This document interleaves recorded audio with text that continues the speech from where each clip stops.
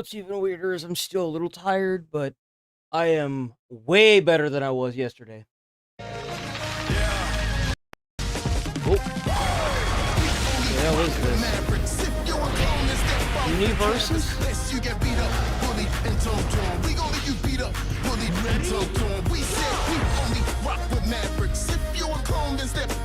Is this a card game? What is this?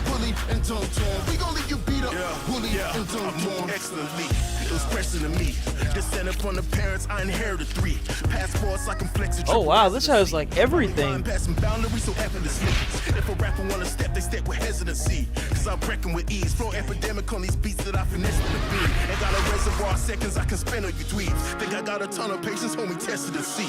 I undertook a mission with impossible odds. I can't cruise with no time, uncles, I'm obviously not easily boxed. That's why they be asking what do I rock. It's Tino Ranga, Tito Tonga, and I abolish the cops. Oh yeah, unapologetic from nothing that I don't feel. It's a card game? What is this? Yeah, My Hero Academy. I saw Baku. I was like, what? Wait a minute, this looks kind of good. So we got Street Fighter, the King of Fighters, Godzilla, Tekken, Fairy Tail. I don't know what that is.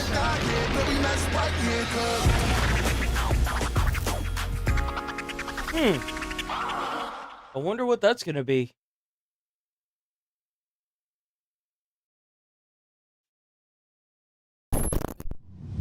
There we go.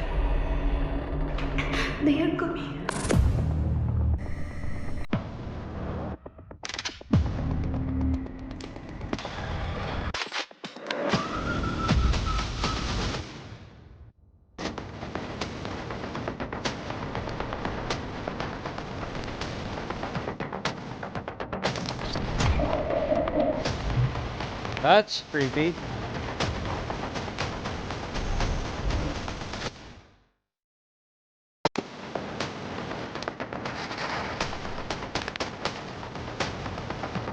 Tango.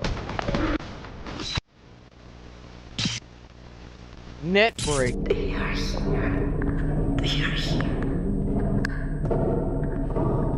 Please. Please. Call the police. Call the police. I don't want to die.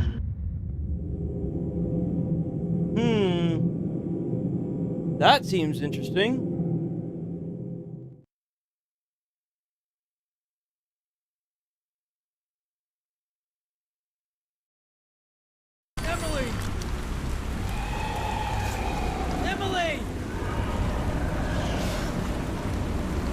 What the hell is that?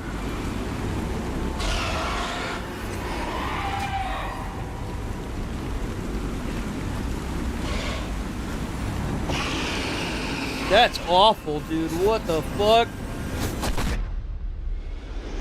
This land don't go easy. You see these graves?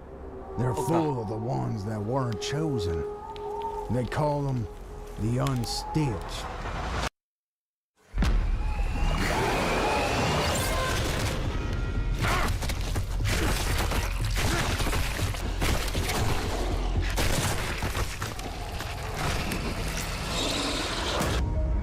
Three months since he disappeared. No warning, no goodbye, nothing. I don't know what's waiting out there, but I'm not leaving him behind. He's all I've got.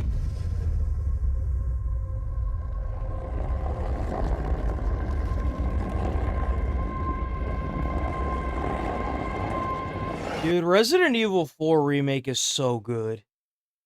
You can't go wrong with Resident Evil 4 Remake. It's such an amazing game.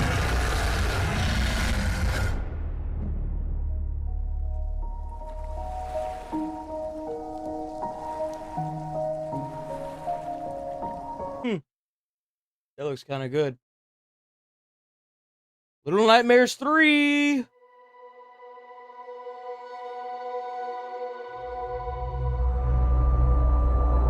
Unless I knew this game, like, because everyone seems to hype this game up, Little Nightmares. If I didn't know the reviews were good and that people talked really good things about it, I wouldn't play it because it's not really my cup of tea. But I've heard nothing but good things about the franchise so far.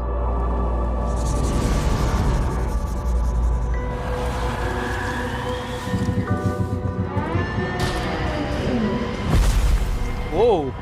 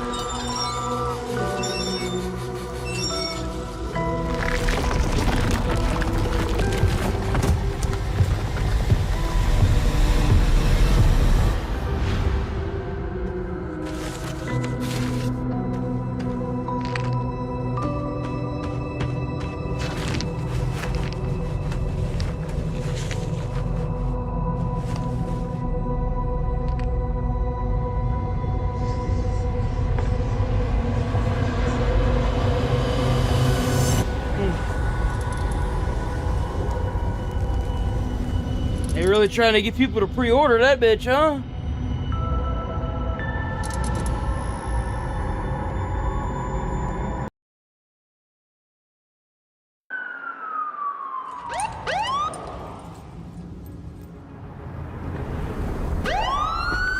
Give me a second.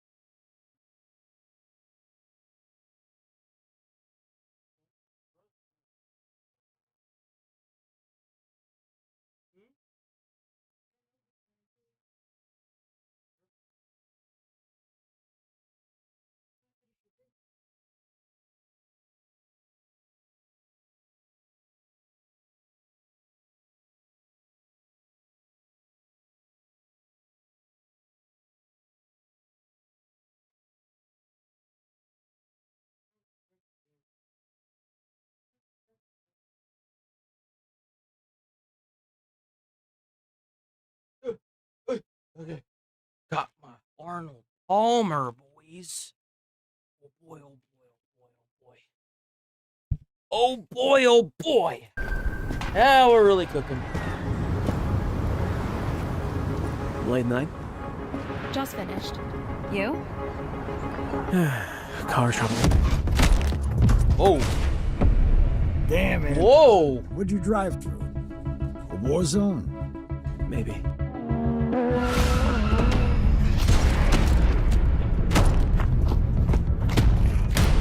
Damn. Okay, You're hold only on. showing up when I'm closing. Oh my god. What happened to your face?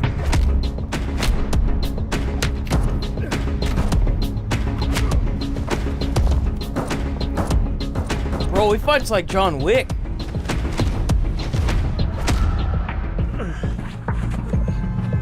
Today.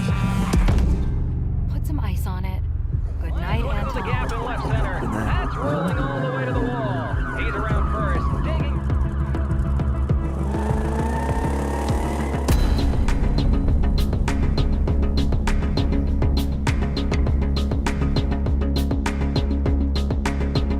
Interesting. Okay. Huh. Oh, that's the gameplay? Look at that.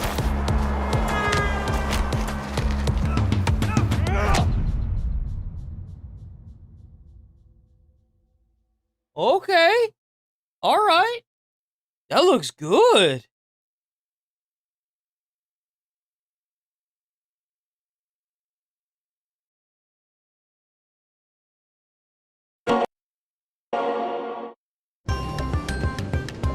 Bro, I am impressed with Microsoft. With all these new Minecraft add-ons with Dragon Ball Z and these other ones that I can't remember, they're doing a really good job. It only took them 30 years after the modding community done all this for them to actually, like, take it seriously. But I'm happy they're finally doing it.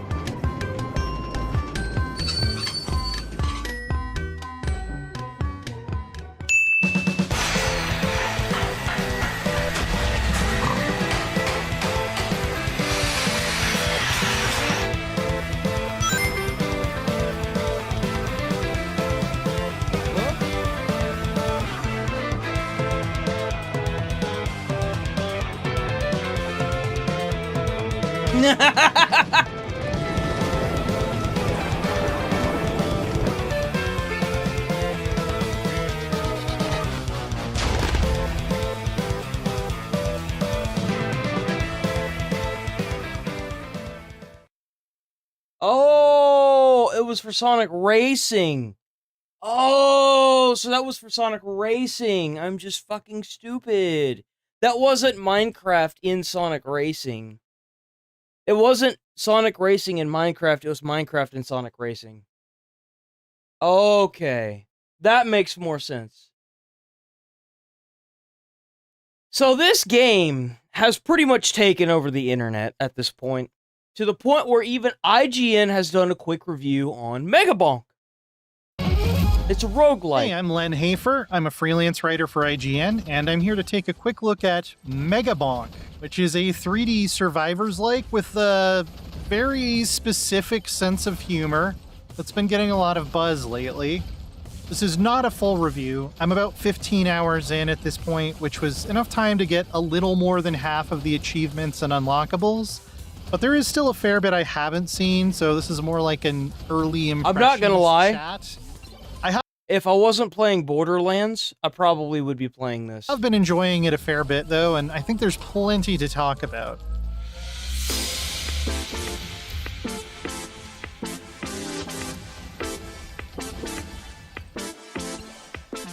If you've played these kinds of games before, the basics are pretty much the same.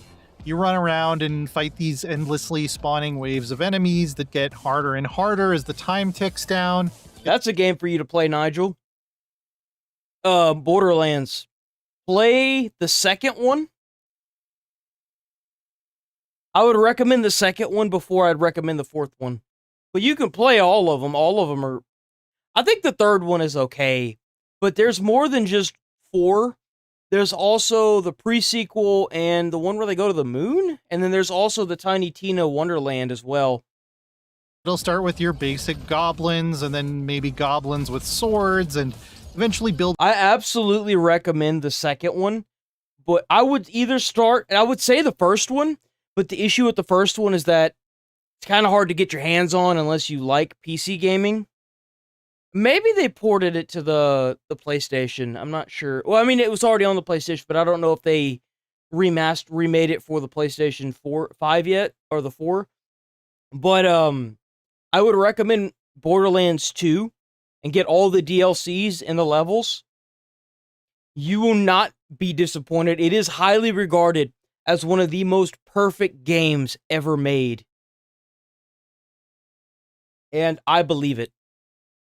It is, you will sit there and you will absolutely get entranced with the endorphin rush you will get from the loot system in that game. And the best part about it is that it's single player. You could play co-op. You could even play it with your son if you wanted. There's a little bit of in it. It's kind of like, I would put it at the same level as Watching an old cartoon with innuendos in it. That'd be about the level I'd put it at. Up to some more dangerous stuff like there's nothing ogres or too giant crazy in the game from what I remember. scorpions. Every once in a while, a mini boss will pop up, and those add some variety and a nice little spike of challenge. There are also shrines that let you summon powerful elite packs and even more bosses with the promise of greater rewards. And I always appreciate that kind of thing where I'm not going into a menu and turning the difficulty up like a dial, but I can kind of tweak the difficulty as I go based on the decisions I make in the run. Yeah, like there's a thing that spawns 20% more enemies, but you gain 20% more EXP. It's like a totem that's just on the ground randomly in the map. I really prefer that, honestly. And yeah, all your weapons kind of do their things automatically, whether that's a sword or a rocket launcher. That seems to be a staple of this subgenre now, where the only controls you're really worried about are movement related. I like the variety and the sort of bombastic attitude of the weapons.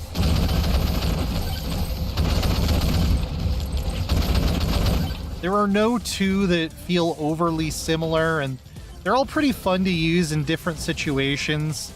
Getting the revolver and the missiles and stacking bonuses to the number of projectiles I can spawn is great. But of course, the most obvious and I think the coolest difference here is that Mega Bonk is built with fully 3D levels and 3D movement. You can jump and even get power-ups that give you better jumps or double, triple, quadruple jumps. A lot of the streamers that I watched, they were using like really high jumps to get away from mobs. Which is a ton of fun. There's an item that makes all your weapons do more damage while you're airborne, which can be quite powerful. One of the characters, Monkey, can actually climb walls, which gives him some huge advantages. I thought they could all do it. I didn't know.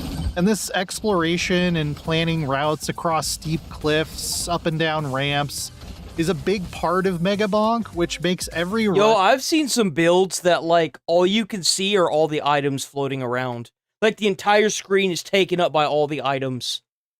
Like, it's kind of laggy. It's insane, some of the builds that I've seen. Feel really interesting and challenging in some ways that a lot of Survivor-style games really aren't. First off, to finish a level, you have to locate the boss gate so you can summon the final boss before the timer runs out and you're eventually overwhelmed by endless waves of ghosts. So there's that added need to get out and comb the map, unless you get lucky and spawn right by the boss gate, which sometimes happens. And I like that.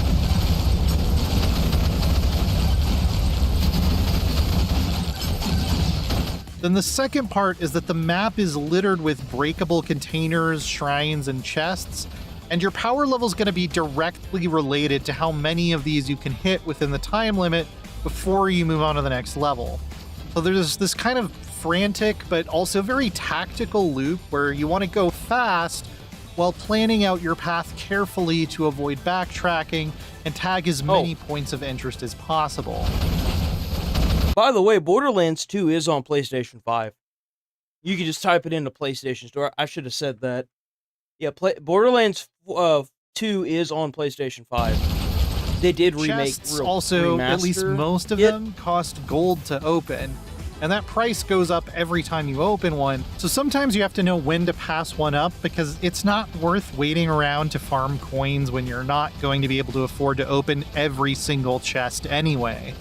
The number of considerations I have to weigh in my head to put together a really good run feels satisfying, and like I can usually overcome at least a lot of the capricious force of randomness by playing smart.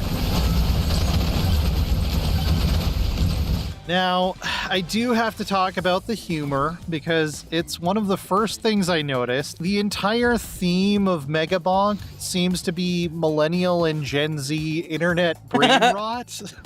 And it's honestly hard to tell if... I don't want to sound super mean or snotty here, but is this supposed to genuinely make me laugh in a surface level way? Like... is this the straightforward sense of humor the developers were aiming for? Or I hate to break it to you, but us millennials are becoming the boomers. Get over yourself. Get over yourself. Don't be like the boomers. Stop taking up the damn ladder, dude. Stop it. It's already bad enough the millennials ruined everything, okay? It's not bad enough that we got left over with the boomer trash, alright? Stop it. Stop it. Bad. Bad IGN review. Are they kind of doing a Tim and Eric cringe comedy thing? Like, the real joke is that it's kind of stupid. You know what's cringe is hearing a fucking millennial say cringe. Purpose? How many layers of irony deep are we here? In the former case, it doesn't work that well, but if it's the latter, it kind of does. We gotta be better than the boomers, man. We got to. Like, yeah, in 2025, I'm still totally sending my friends all the latest Giga Chads. Remember him? There's an item that spawns Borgars, spelled B-O-R-G-A-R-S. Dang, did John Hammond show up to pop your champagne after you dug that one up? The irony is not lost on me that I'm using a reference from a 1993 movie to criticize how old this meme is, but it's a classic, okay? There's a surprisingly safe for work boss called Scorpionussy. There's a power-up that claps cheeks. Practically everything you pick up is some kind of reference to years or sometimes decades old meme culture. It never got in the way of the gameplay for me, but there were a few times I thought my eyes were gonna roll so hard I might sever my optic nerves. Okay, that was a good joke. That was a good one. I gotta give it to you. Mega Bonk currently only has 2 levels, a spooky forest and a deadlier desert, at least unless there are some secret ones I'm not aware of. But they do each have 3 different tiers of increasing difficulty. The first is just a single stage, while each subsequent tier adds 1 additional stage with a new boss that lets you carry over all your power-ups from the previous one. I do find the lack of changing scenery a bit disappointing. The developer for this game should capitalize on releasing new maps. Every time they come up with a new map, they need to charge $5 for it and release it individually. They need to capitalize on that big time. Those 2 biomes are definitely starting to feel repetitive, and I couldn't find anything like a roadmap that said the devs plan to add more. It's not labeled as early access either, which is actually kind of refreshing. But the 3 tiers definitely provide a good challenge and give me more room to push myself. Meta progression isn't super deep, but it is meaningful and rewarding. Everything outside of a run costs a separate currency called silver that you can pick up on runs.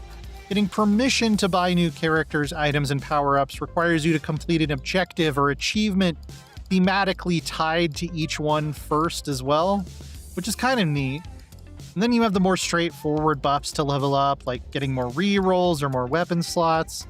I especially appreciated that you only have to pay for the ability to toggle unlocked items on or off once, and then you can use it as much as you want, since I really like to optimize my loot pool going into a run in these types of games. The characters are mostly pretty simple in their design, but enjoyable to use. I think my favorite is Clank, who is a robot cowboy gunslinger that starts with the revolver and gets increased critical chance every level. That's hilarious. A clanker is what they call, it's an internet term. They call bots, like view botters. They call them clankers. Level. That's hilarious. But you've also got a skeleton on a skateboard who does more damage the faster he moves, and the ninja is also a lot of fun because he automatically kills any enemy who misses him with an attack. What? Really? As far as survivors likes go, this is a pretty strong one, especially with the added consideration of the jump button. I've never heard of that vertical before. axis. A survivor's like. I thought it was a roguelike.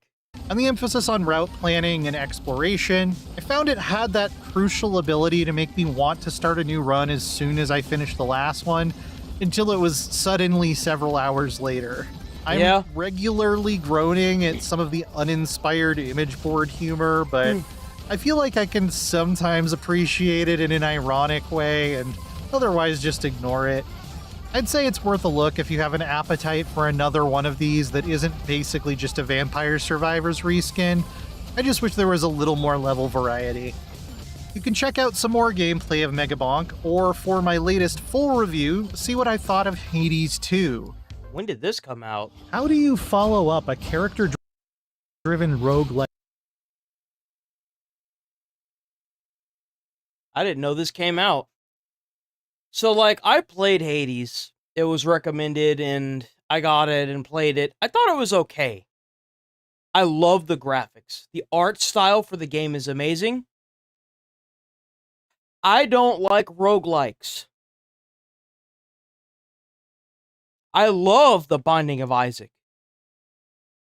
I absolutely adore and love The Binding of Isaac. I don't know why, but I love that damn game. That's nearly peerless at everything it does, like Hades. Selene, show my foe to me. You need to know where to go bigger without adding too much bloat.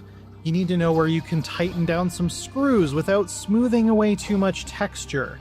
You need to know what the essential sacred elements were that made it... That's one of the reasons why I didn't like Hades. It's too bullet hell-esque. There's too much going on.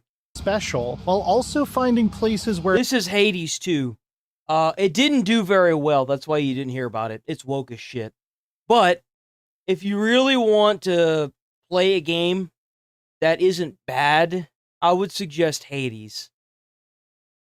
It's not bad, it's just not my cup of tea. Remix. I didn't like it as much as most people. May all the travel shrines of swift Lord Hermes re-emerge.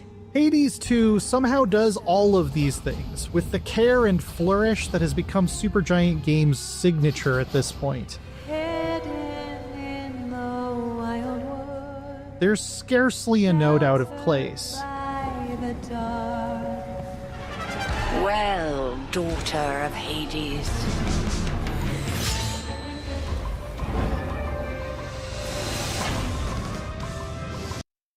Yeah, that's what I didn't like about Hades. I don't like that about a lot of the roguelikes now, because like The Binding of Isaac, you could go all the way to the end boss as long as you don't die. But I don't like this implementation. Like God of War had it as well with their Valhalla DLC. I don't like that you will sit there and absolutely destroy a boss when you get to it, but it's a scripted loss. That to me is fucking stupid. That pisses me off to the core. It's like I'm already here. I'm already OP as shit. Don't make me run through it again because there's no way I'm going to get the same setup. I hate that. If you haven't played the original Hades recently or at all, Hades 2 starts fairly abruptly. Death to Kronos. You're introduced to Melinoe, daughter of Hades and Persephone, and sister to the first game's hero Zagreus, and set on your way with little other context than an urgent charge to kill your grandfather, Kronos, the Titan of Time. Little one, do not presume to think your movements are invisible to me. It's been a couple years since I played Hades, and I didn't play Hades 2 in early access at all because I was saving myself for the main event. So it did feel a bit like being adrift for the first couple hours or so. Do not be disappointed. What I didn't like about the original Hades is that, like, oh, it's a skill issue. Yeah, sure, whatever, fuck off. But, like, sometimes whenever you were getting hit by attacks, you literally couldn't go anywhere. You were just going to get hit and you were going to be forced to accept it. And a lot of those were, like, lethal attacks. And it sucks. Because, like, the entire ground is just littered with, like, crap. It sucks. You fought well. That was This one of the feeling fades critiques that I had. fast, though. That was one of the things that I had a huge problem with the game. Now, a lot of those runs I was fine, but there were certain mobs that would cause, like, the whole damn ground to become nothing but, like I said, a bullet hell. As I grew to love an excellent and varied cast of mostly new characters inhabiting the night-shrouded crossroads between the realms of the living and the dead. Hold up. Don't even try and sneak by. Supergiant's character designs remain at the absolute peak of the mountain, with their distinctive silhouettes, strident but never garish use of color, clever interpretations of classic myths, and tiny, delightful... Oh, what a loser. Hercules is dead. Hephaestus is dead too. Kratos killed him. He no longer details exists. placed just for the super nerds who can quote the Odyssey from memory. We shall find all of it, melt it down, and return the gold whence it came. They're still represented by static images, but this time the artists have built in extra subtle touches of animation that bring the characters to life that much more, like the glint of green light on Mel's lower lip. Catch your mind drifting back to your concerns? Nemesis is probably my favorite of the newcomers, with the buff avatar of Vengeance presenting an aloof rival who was so very satisfying to eventually turn into a friend and more through a long and complicated arc. Got my own birthright, thanks. And yeah, been making progress. Hecate plays the mentor and I did not understand the side quest system in Hades. I just could not wrap my fucking simple brain around it. I don't know why. I couldn't do it. I would complete side quests and didn't even realize. I don't know. And caregiver to Mel, always self-conscious of being compared to the heroine's mother, while secretly wishing she could call her a daughter. There are so many layers here. Not even the archetypical Olympians are one-dimensional, and the voice acting is top-notch for everyone. Can't guarantee a weapon worthy of the gods is going to be enough for you to see this through, but I can guarantee you're getting the very best. Moonlight guide us and all. Oh, come on.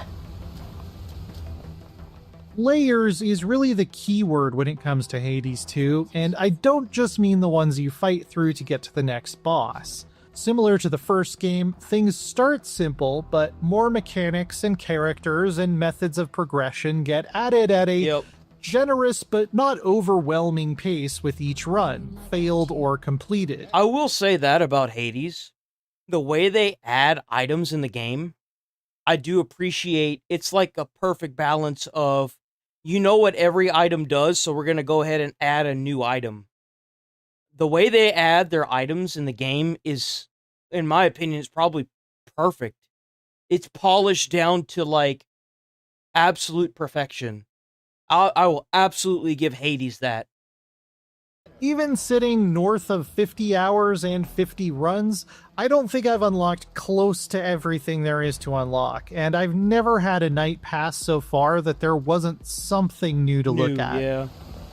The Binding of Isaac was the same. The Binding of Isaac, dude, you could put like thousands of hours into it and still be finding new stuff and new builds. It's not just new dialogue snippets either, although there are an almost absurd number of those for so many different character combinations and contexts, where they react to specific things you've done in your most recent run or which other god's boons you're carrying. Meaningful, permanent upgrades from Hecate's Cauldron, tricky challenge runs from Chaos itself, a clever revision of the original's heat system, a simple farming minigame, grow strong, adorable animal familiars who can help you in and outside of combat. You're a good gal. All added to the epic at a pace that always makes them an exciting treat without feeling like one too many things to keep track of. Maybe the biggest single leap forward for the sequel is the fact that Mel has two paths in front of her each night, after you unlock the second one fairly early on. Commencing. Down toward Tartarus to pursue the ultimate villain, Kronos, or up to break the siege his allies have placed on Mount Olympus. Each consists of 4 regions with their own bosses. Interesting. And the way the areas flow together is rarely as simple as going from one meadow to the next. Fix the barrier, did they? In the surface city of Ephyra, for instance, there's a town square with 10 streets leading off into 10 different battles. Jesus. You can pick which 6 of them to visit and which rewards to earn in which order to bring down the barrier blocking your progress. Blast this thing. I really liked how stuff like this changes up the usual pick door number 1 or door number 2 routine, And there are similar but different approaches in other areas as well. Kronos can wait, for he is time itself.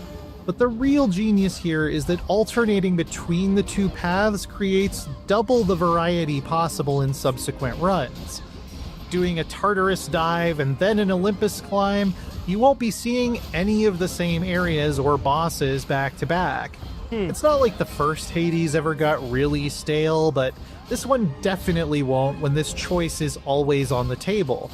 And you aren't forced to go through every Tartarus level to see the first Olympus one, which means it'll take longer to get tired of them. It's a very smart approach because if there's a particular boss on one route who's really driving you up the wall, Eris, do another one.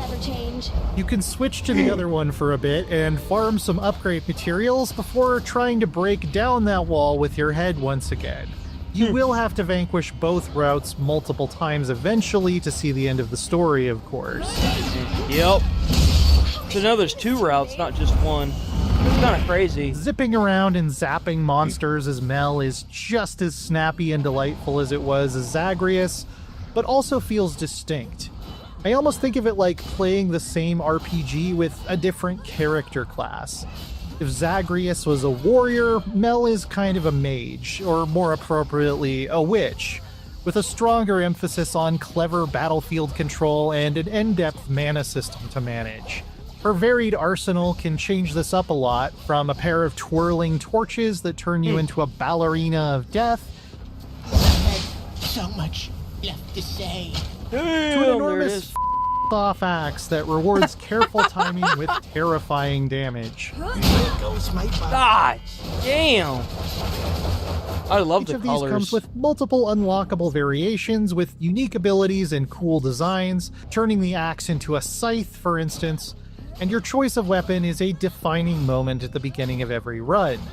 No matter which you take, you always have access to a weapon-agnostic cast ability as well, which binds foes in a magic circle that can slow them down and damage them. That's kinda Many nice. of the challenging new enemies are built with this in mind, requiring you to really think about where and when to place your trap if you want to master I think it Mel's is. I think it's on PlayStation fighting 5. style. It's very So let me check. thematic and made me think about her battles quite differently than I would with Hades is on Zagreus, PlayStation which is 5. awesome.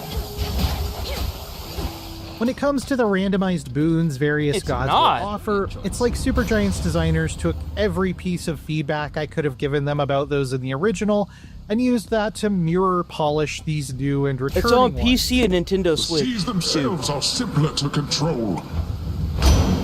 At this point, That's there is unfortunate. no Olympian whose sigil I will just re-roll immediately. They all have some really cool and powerful stuff that slots nicely into my preferred playstyle. Some are still more desirable than others, naturally. I don't like roguelikes that have a certain amount of items you can have equipped. I don't like that. I don't like having to choose in between. It sucks. Anybody rush you, except me. But they all do that, so like... Hermes is still my boy, though darting around at warp speed isn't quite as overpowered as it was in Zag's day. But even a few like Poseidon, who I used to kind of sigh when he showed up, have kept their thematic identity while also offering perks I actually want to take, such as speeding up the collection of valuable resources for unlocking more upgrades. There's an interesting new consideration of elemental affinities, where boons will all grant one of a handful of elemental essences, and other boons will activate based on how many of that specific essence you have, another layer to consider when planning out a build. Selene is a major standout among the gods and titans in that her moon blessings give you an ultimate ability called a Hex that can range from slowing down time to blasting foes with lunar energy. Interesting. What the Each hell? time That's you crazy. pick her symbol, you get to put points into a powerful and semi-randomized talent tree for that specific hex in order to make its effects last longer, hit harder, recharge faster, and some other really creative modifiers. There are so many new ways to fish for synergies and discover gloriously overpowered builds that I rarely have a run that makes me feel weak or bored.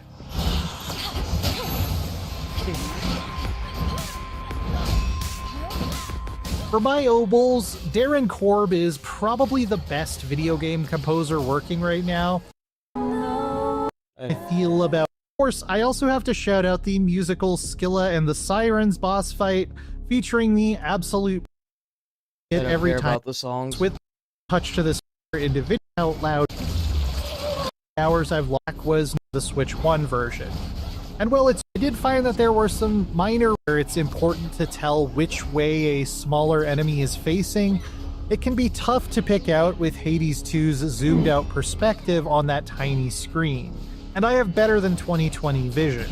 It's not a deal breaker, but I would that is often actually pause really and switch to that's dock. really zoomed out for a Nintendo Switch. Like, think about how small this would be if you have it on a Nintendo Switch screen. Like, you would barely be able to see this. What was the thought process there? There we go. They gotta give it like a 9, watch. Even though it like hold on. Before we do that, what are the reviews for Hades 2?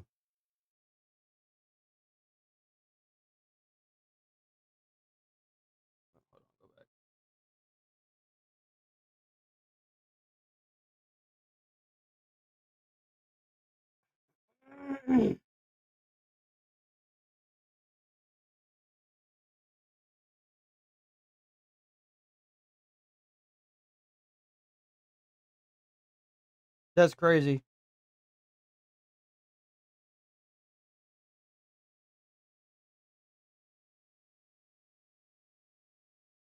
I guess it was mixed whenever it originally launched. I guess they finally polished it up and made it worth the shiz. How do you even sum up something as beautiful, special, memorable, and admirable as Hades 2? There's no one out there doing what Supergiant does as well as it does. I would like to make a rating site where you have to sign in with your account, like whatever account you buy a game on, and it has to, like, it shows how many hours you've played, and you aren't able to make a review until you hit a certain amount of hours of a game. So, like, if that makes it, like, if you have a PlayStation account and you bought, like, Hades 2 for PlayStation, and it won't have a site rating, like, it'll have you have to sign in with your PlayStation account, and then once you sign in with your PlayStation account, and you want to view a game, and it shows how many hours of the game you've played, right? So, based on that, you leave a review, and if you haven't hit a certain threshold of hours played in the game, you can't leave a review. I feel like if these sites did that, it would get rid of a lot of riffraff and a lot of people just trying to boycott a game, and you would get an actual raw review. And it would also make it to where you can't leave a review if you're just trying to get money from the company. So you have to actually play the game. And in some instances, like, depending on the type of game, I would have it to where you have to beat the game in order to, leave a review. But I thought about that last night whenever XQC was going over, like, these sites, because it just feels so fake now. It doesn't feel like the reviews are real for some of the games that he was looking at. I was like, there's no way that's got, like, that review. It's terrible. It's a terrible game. And this exceptional action roguelite is some of this team's best work on nearly every level, which is an astonishingly high bar to clear. It's the type of video game that reminds me why I love video games so damn much. I don't think I've ever played a roguelike and said this is why I love video games so damn much. Is breathtaking, the characters are captivating, the combat is fast, fun, endlessly varied, and tactical, the progression is deep and rewarding, and the music is spectacular. May Moonlight guide us. Damn! That's crazy. I did not see that coming. I did not see that coming. That's crazy. So we might be cooked as a society. Bro. His chair spinning. Uppercut. Oh. Knee right to the face. Damn. Oh. Oh, that's it. That's it. Stephen Hawking's down, bro. That's it. He lost. This isn't the only one. On the giant vert ramp, this is history. Picking up. Oh, let's go! Oh! Stephen Hawking's paradox coming in hot. Drum up the speed, makes contact. No shot, dude. Drive forward. Dude, that's funny. I don't care who you are. That's some funny. I bet Stephen Hawking's would see that and laugh. Full power. That's hilarious, bro. On the racetrack. That is Stephen Hawking. He's in a Let's go, Hawking! flat out racing the field. Oh my. Oh! The case of little Isaac. Stephen, you are not the father. I am out of here. Damn!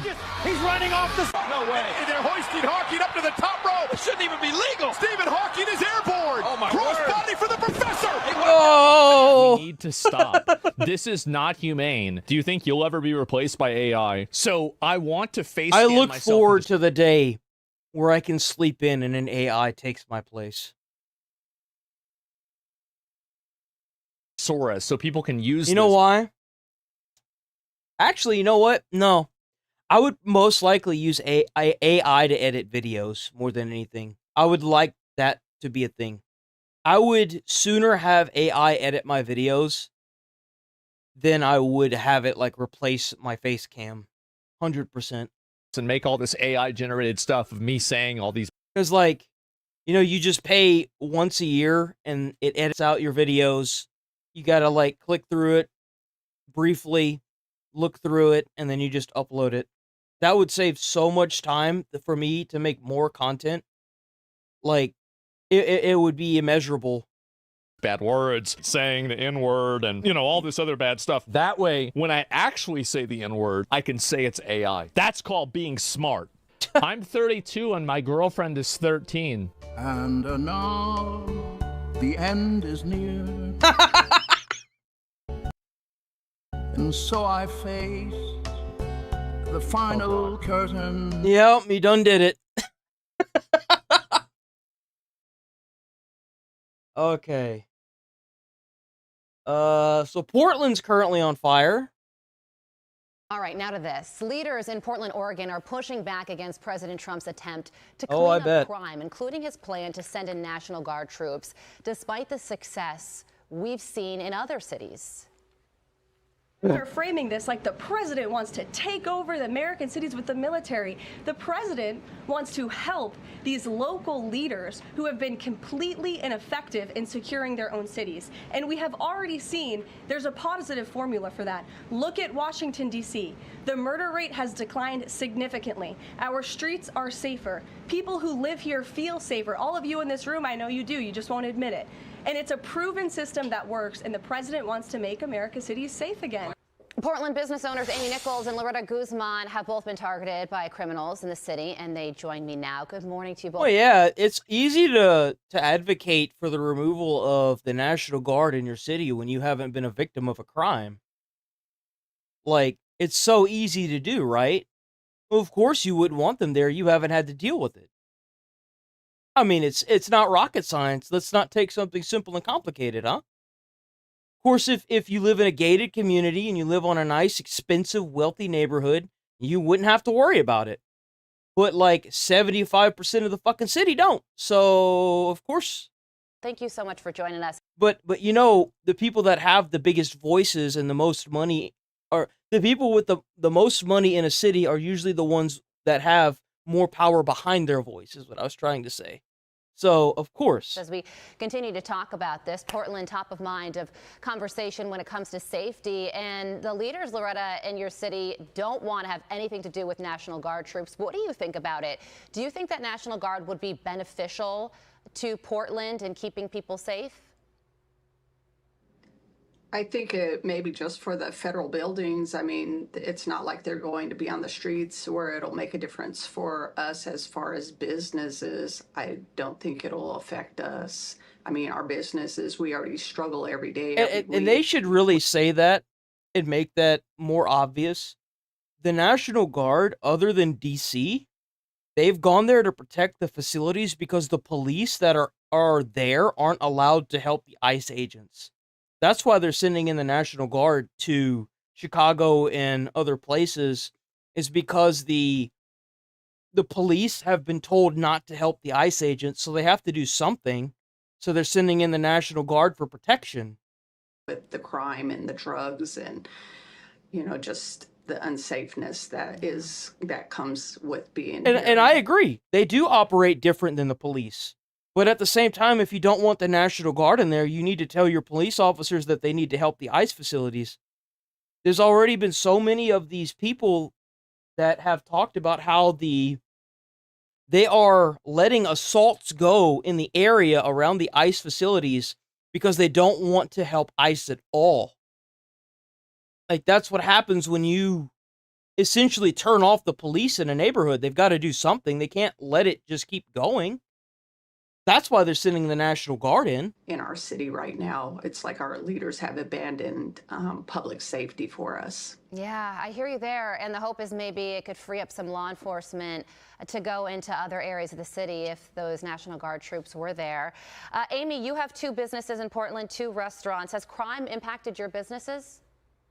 Yes, absolutely. In fact, yesterday morning, I was broken again for the 10th time. Jesus. I will say that the police responded very quickly, which was better ticket times as far as getting them to the site quicker. So that was very helpful. Wow. How do you feel about National Guard in Portland? What do you think about that? What are your thoughts? We need help here and something needs to be done. So if this is what we need to do to get our leaders paying attention to what's happening in Portland, then I think it's a good thing. We've been struggling for a long time, since 2020, and it's really difficult to do business in downtown Portland, and we need all the help we can. And that's what happens to all of these businesses. That's why you see all these like Walgreens and these Walmarts. They got all their stuff locked up behind all these containers and these glass walls where you got to go get an employee and you got to get them to come and unlock it. That shit's annoying. How many people, I'd imagine there's a lot of people that would walk into a store, see the thing that they need behind a glass wall and just walk out. You think that these companies want to put all that stuff behind a wall? No, it's because it's theft prevention. It's sad when you need to get an employee just to get a fucking tube of toothpaste. Like, how the hell is a store supposed to survive if the customers walk in, see everything behind closed glass doors, and walk out, and then you got all these people stealing everything? That's the reason why all these stores are closing down. Well, what'd you think was going to happen? You can't just keep stealing from a place. If it keeps losing money, they're going to have to shut down. And that you're costing people jobs, livelihoods. Why? Because you don't want to pay for something? You're a fucking dumbass. And if this creates a little bit of peace in our city and shows that there really is some issues happening, then I think that it's for the best. Loretta, tell us what happened to your nephew and what happened when you called 911. Yeah, you're right. We are in chaos. And the fact that we've got people online, these internet dumbasses, that are saying that they don't want the National Guard to go into their city.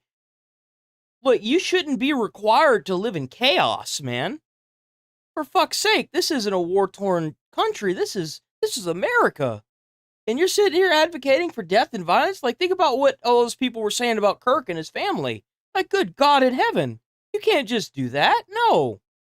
Like, no, dude.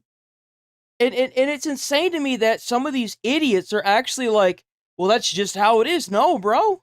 If you're a hard-working citizen, you go work your, 12-hour shift, your 6-hour shift, your 9-hour shift, and you just want to go home and you can't because someone's trying to rob you or someone robbed your store to the point where it's shut down and you no longer have a livelihood, obviously there's a goddamn problem. Why should that ever be okay? It's America.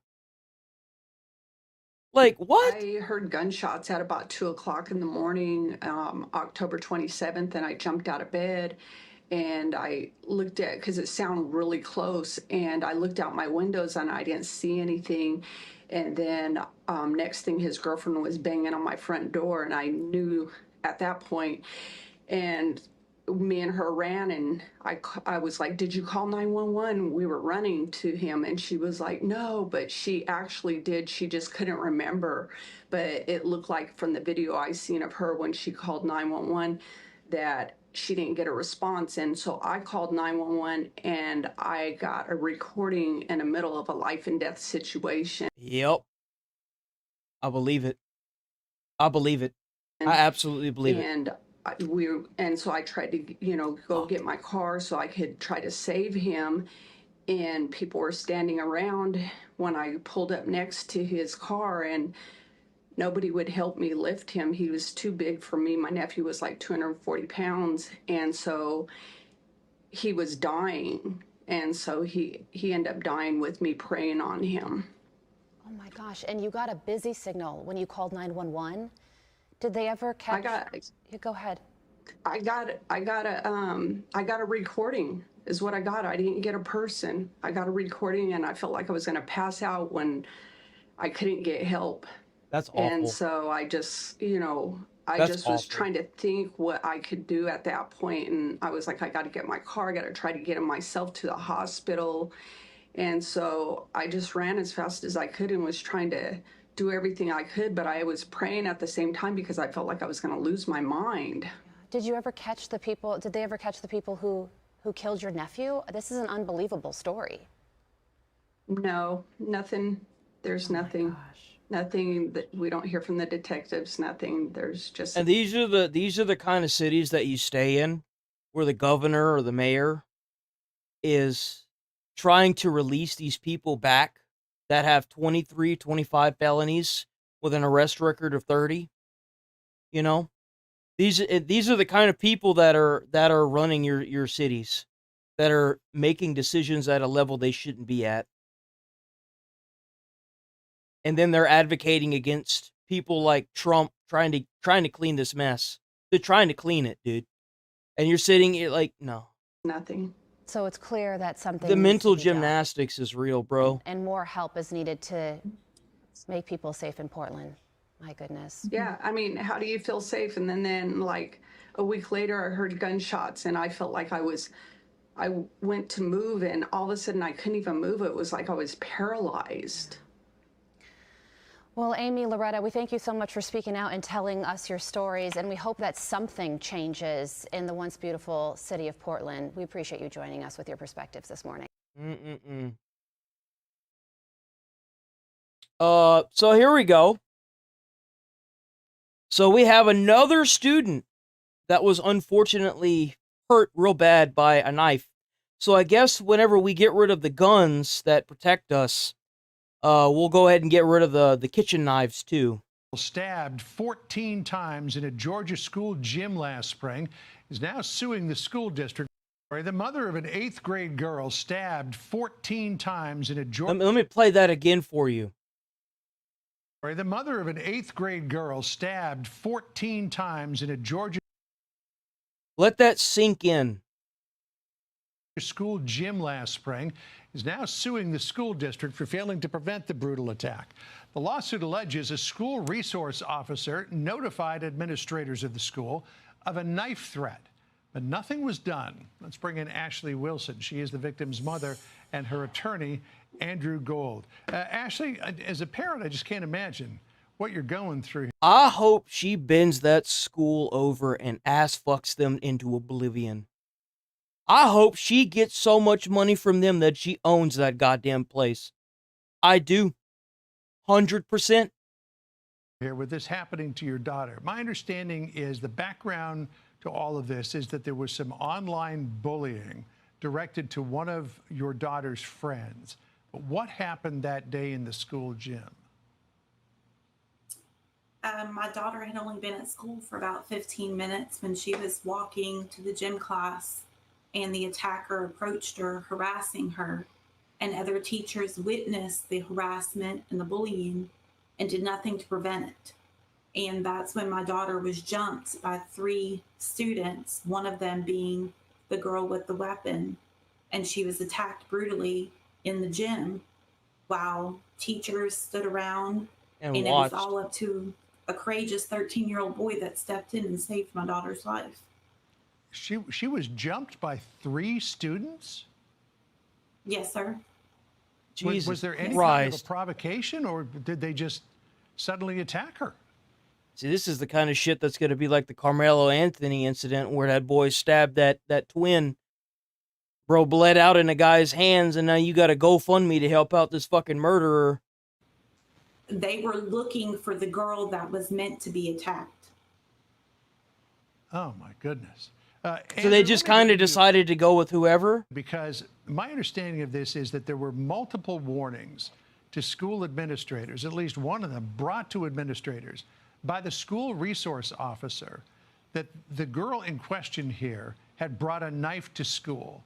And yet, what the hell's going on with these school systems? You got illegal immigrants that have prior arrests and for having illegal guns, and then they have them being deported with an illegal, like they have another illegal firearm. Apparently that guy, that dude that we covered, apparently he was a lot worse than what was let on. It wasn't just an arrest for having an illegal gun. Apparently he was a drug dealer, and he was a school superintendent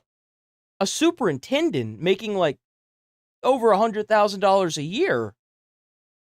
Like, what the hell's going on with the school system? nothing was done. That's correct. So the administrators of Ola Middle School were notified on March 14th that this student had a knife on campus. The police officer notified them that the student had a knife on campus. And the administrators did nothing. Despite their policies and procedures that they're required to investigate, they didn't do any investigation. They didn't go and check the student. And they didn't notify the parents of Ola Middle School students that the police officer had notified them of a child being on campus with a knife. Wow. And then the next day, they're again notified that the same student has a knife on campus, and again, do nothing. And as a result, Ashley's daughter is stabbed at least 14 times. Well, this happened in Henry County, Georgia. I used to live in Atlanta. Bro, she can't even keep a straight face. She's just crying thinking about it. That's awful. Familiar with it. No parent should have to go through this. Superintendent of Schools Mary Elizabeth Davis said. Listen here. As your superintendent, I accept the responsibility for creating systems that ensure students learn at high levels and that students have opportunities to succeed. But my first and most significant You responsibility. know how this stops? You take the superintendents that were aware of the knife being on campus and you charge them all with attempted murder or neglect. Give them like 5 to 10 years in prison. Make an example out of them. Seriously, make an example out of them. Put them in jail. That's how you get this to stop. Responsibility is to ensure a safe school for every one of our nearly Oh, really? You failed a student. 44,000 No, students. your job is to just sit there and collect a paycheck. That's what you people want. Like that no child left behind policy. It's so easy to put a grade on a paper and collect a paycheck, right? Ashley, she says her first and most significant responsibility is to ensure a safe school. That didn't happen in this case, despite warnings. What should have happened when administrators were notified that this young girl had a knife? According to their handbook, they were supposed to act immediately. They were supposed to set out certain robocalls to alert parents of the threat. They were supposed to get the child. And none of that happened. Investigated, search. They were supposed to talk to other students, look at cameras, and they did nothing because there are cameras throughout the school. There's cameras in the buses.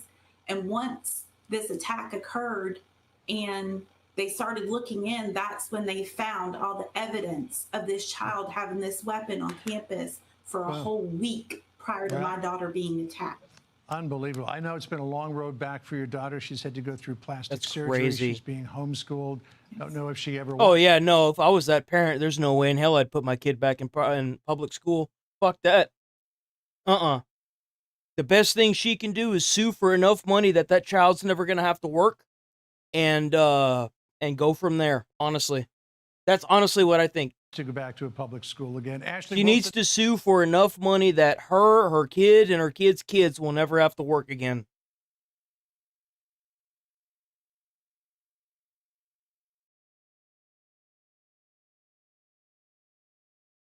Yeah, I've seen the see-through backpacks. I don't.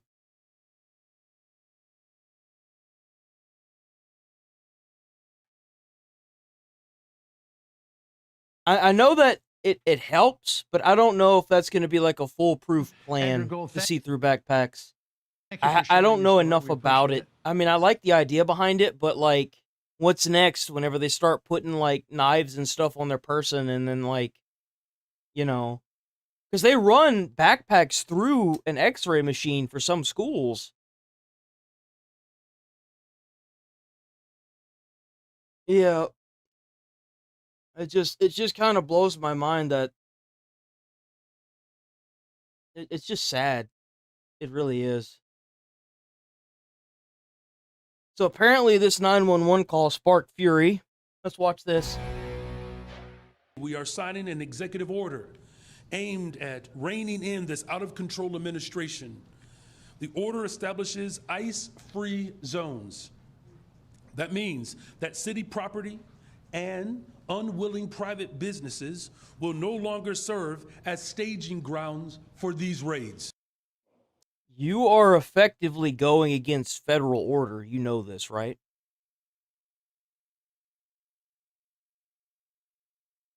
You're going against federal orders.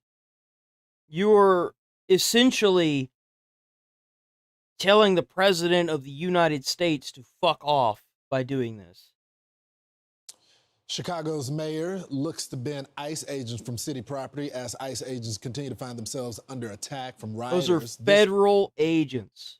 After Chicago police were reportedly told not to come to their aid, but Chicago's top cop says that's not true. Our officers were not told to stand down.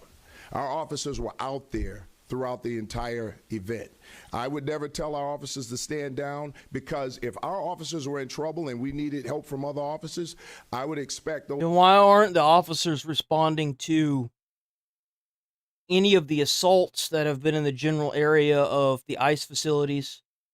Why is it that last week, Fox, I think it was Fox or CNN, covered them talking to a police officer saying that they need help. Actually, maybe it was an ICE agent at one of the facilities who was, that's besides the point. They were pretty much saying that they had assaults that were going on around the facility, not in it, like around in the general area where the rioters were, and no police were showing up. Those officers to explain that one to me. How does that happen? Step in and help us. And it's the same thing that we do on our side. When someone is in trouble, we're going to step in. Well, let's bring in John Hoyt. He's the National Fraternal Order of Police. This guy is so based. I'm sorry, this guy is so based. Second Vice President. John, thanks so much for joining the program. Now, the superintendent, that may be true from his perspective, but when it comes to the commander of the patrol, I don't understand how you think that at a state level you can go against something at a federal level. You do know that a federal level event covers every single state in the U.S. That's why there are state laws and federal laws. You can get away with something at the state level, but then you're charged federally, and then you're fucked. Like, this is the audio that we heard. Let's play it. So the chief of patrol, clear everybody up. We're not responding over there. Oh my God, they literally just lied. That's crazy. Oh, come on. Per the chief of patrol, we have all the units that for 999. No shot. No shot. Not true. We're out there throughout the entire event. I would never tell our officers to stand down, because if our officers were in trouble and we needed help from other officers, I would expect those officers to step in and help us. So the chief of patrol. This is the audio. Not responding over there. So the chief of patrol, clear everybody up. We're not responding over there. Look at that. Look at that. Look what I just said. I just said that. They already had somebody at the facilities that were saying that they weren't even responding to assaults in the area. Look at that. Look at that. The Chief of Patrol, we have all the units that for 999. Chief of Patrol said all units clear out from there. We're not sending anybody over to that location. That's So, of insane. course, there was pushback because we all know in law enforcement, you hear 1033, 1013, you show up to help cops. Yeah, That means that just like a foreign fucking country, if those ICE agents, if that facility was being like attacked, like what's been going on, they're completely on their own, and they're wondering why they're trying to push the National Guard around these ICE facilities. I wonder fucking why. Thank you for playing that. Come on. It's important that the public knows the reality. You know, I appreciate the superintendent's words. That's what he should be saying. But clearly there's some form of disconnect if his command staff is giving orders not to respond to help our brothers and sisters in federal law enforcement. And quite frankly, as police, whoever it is that calls us for help, I can't stand somebody that's going to say brothers and sisters and ain't part of it, bro. Unless you, like, I would never, like, you have levels of management for anything. Unless you're in actively doing something, like if you're actually going out on patrol, or like if you're a firefighter and you're actually fighting fire, or you're with the captain going into a building, or you're the apparatus driver who's actually doing something, you're a brother and a sister. Don't misconstrue that. Whenever you move up in ranks and you're no longer going out on patrol, and you're no longer going in and fighting fires, and you're not riding down and doing stuff, don't get that twisted, man. A brother and a sister is somebody that's gonna have your back in a fire. When you stop fighting fire and you stop going out on patrol, you get rusty. You ain't the same. I don't want your ass protecting me. You end up getting me killed. Hell no. I never did like that. we decide to help, whether it's another law enforcement agency or the public. You know, our ethos is helping people. That's what we do as law enforcement. And as someone who's been in a situation where you need to call for help as you're getting surrounded and overrun, you know, I question whoever that commander was that gave that order, how much time they spent on the street as opposed to studying for promotion, because quite frankly, completely unacceptable to ever give that order. I mean, it's like the cardinal rule in law enforcement. You don't leave another cop stranded. I don't know how this person keeps their job. I mean, that's what I was just thinking. Bro, he's so based. He's so fucking based. I love that guy. He's so good. I was just thinking that. I was like, how does somebody like that even keep their job? Like, there's no way. But somehow, I guarantee you, he's still going to have his job. The most deadliest part of the job is traffic stop, patrolling. So, are you hearing the same thing on the ground from your Chicago cops that are part of the national union? 100%. I mean, they released a statement immediately. They were 100% against the order that was given, and they called the command staff out for that. And it makes me wonder how many times that's happened since this has started that you haven't heard about. See, the only thing that stopped that from happening was the fact that it you know, people know about it. I wonder how many times that's happened and they've just straight up lied about it happening.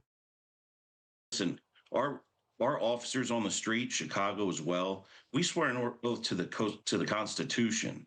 That's what our oath is to, not to some mayor's political agenda and political policy. That's right. You know, again, we are out there to help people, whether it's the community or other law enforcement officers. When we are asked for help, we respond. And, you know, I have a lot of faith in my brothers and sisters in Chicago. And I know that maybe they were given that order, but they're not going to let someone get surrounded and get hurt. And quite frankly, the chances of an officer getting killed in that situation are high. So I know they did the right thing.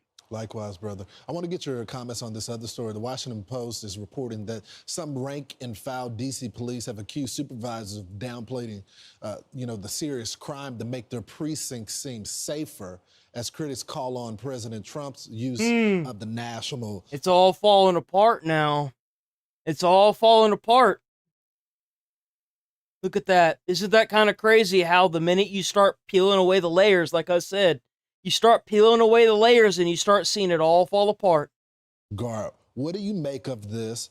Apparently, they were telling them the low. Those numbers, those fake ass numbers that they've been giving out, are only going to last for so long until you start peeling back those layers. Some of these serious offenses. Yeah, once again, like in Chicago, it gets very dangerous when you let political agendas influence law enforcement policy and management. Listen, the cop on the street is doing the job the right way. They're writing up the reports accurately. When you let a Democrat agenda affect how people are grading policing and grading what crime classifications are out there, it becomes very dangerous because, one, a department needs to be transparent with its community about the struggles and the successes. And number two, the department's then going to improperly allocate resources of the department depending on those crime statistics. So then when you alter them to fit your agenda, your department's not going to be fulfilling their mission the proper way. It's such a good point, especially after the defund measures. Of course, crime was going to skyrocket, and then you got all these fucking places releasing these criminals back into society, and you don't have the funding for the police. Like, what the fuck? That's crazy. To fudge the numbers. It's just all terrible for the people on the ground. Sir, thanks so much for joining the program. That's crazy, man.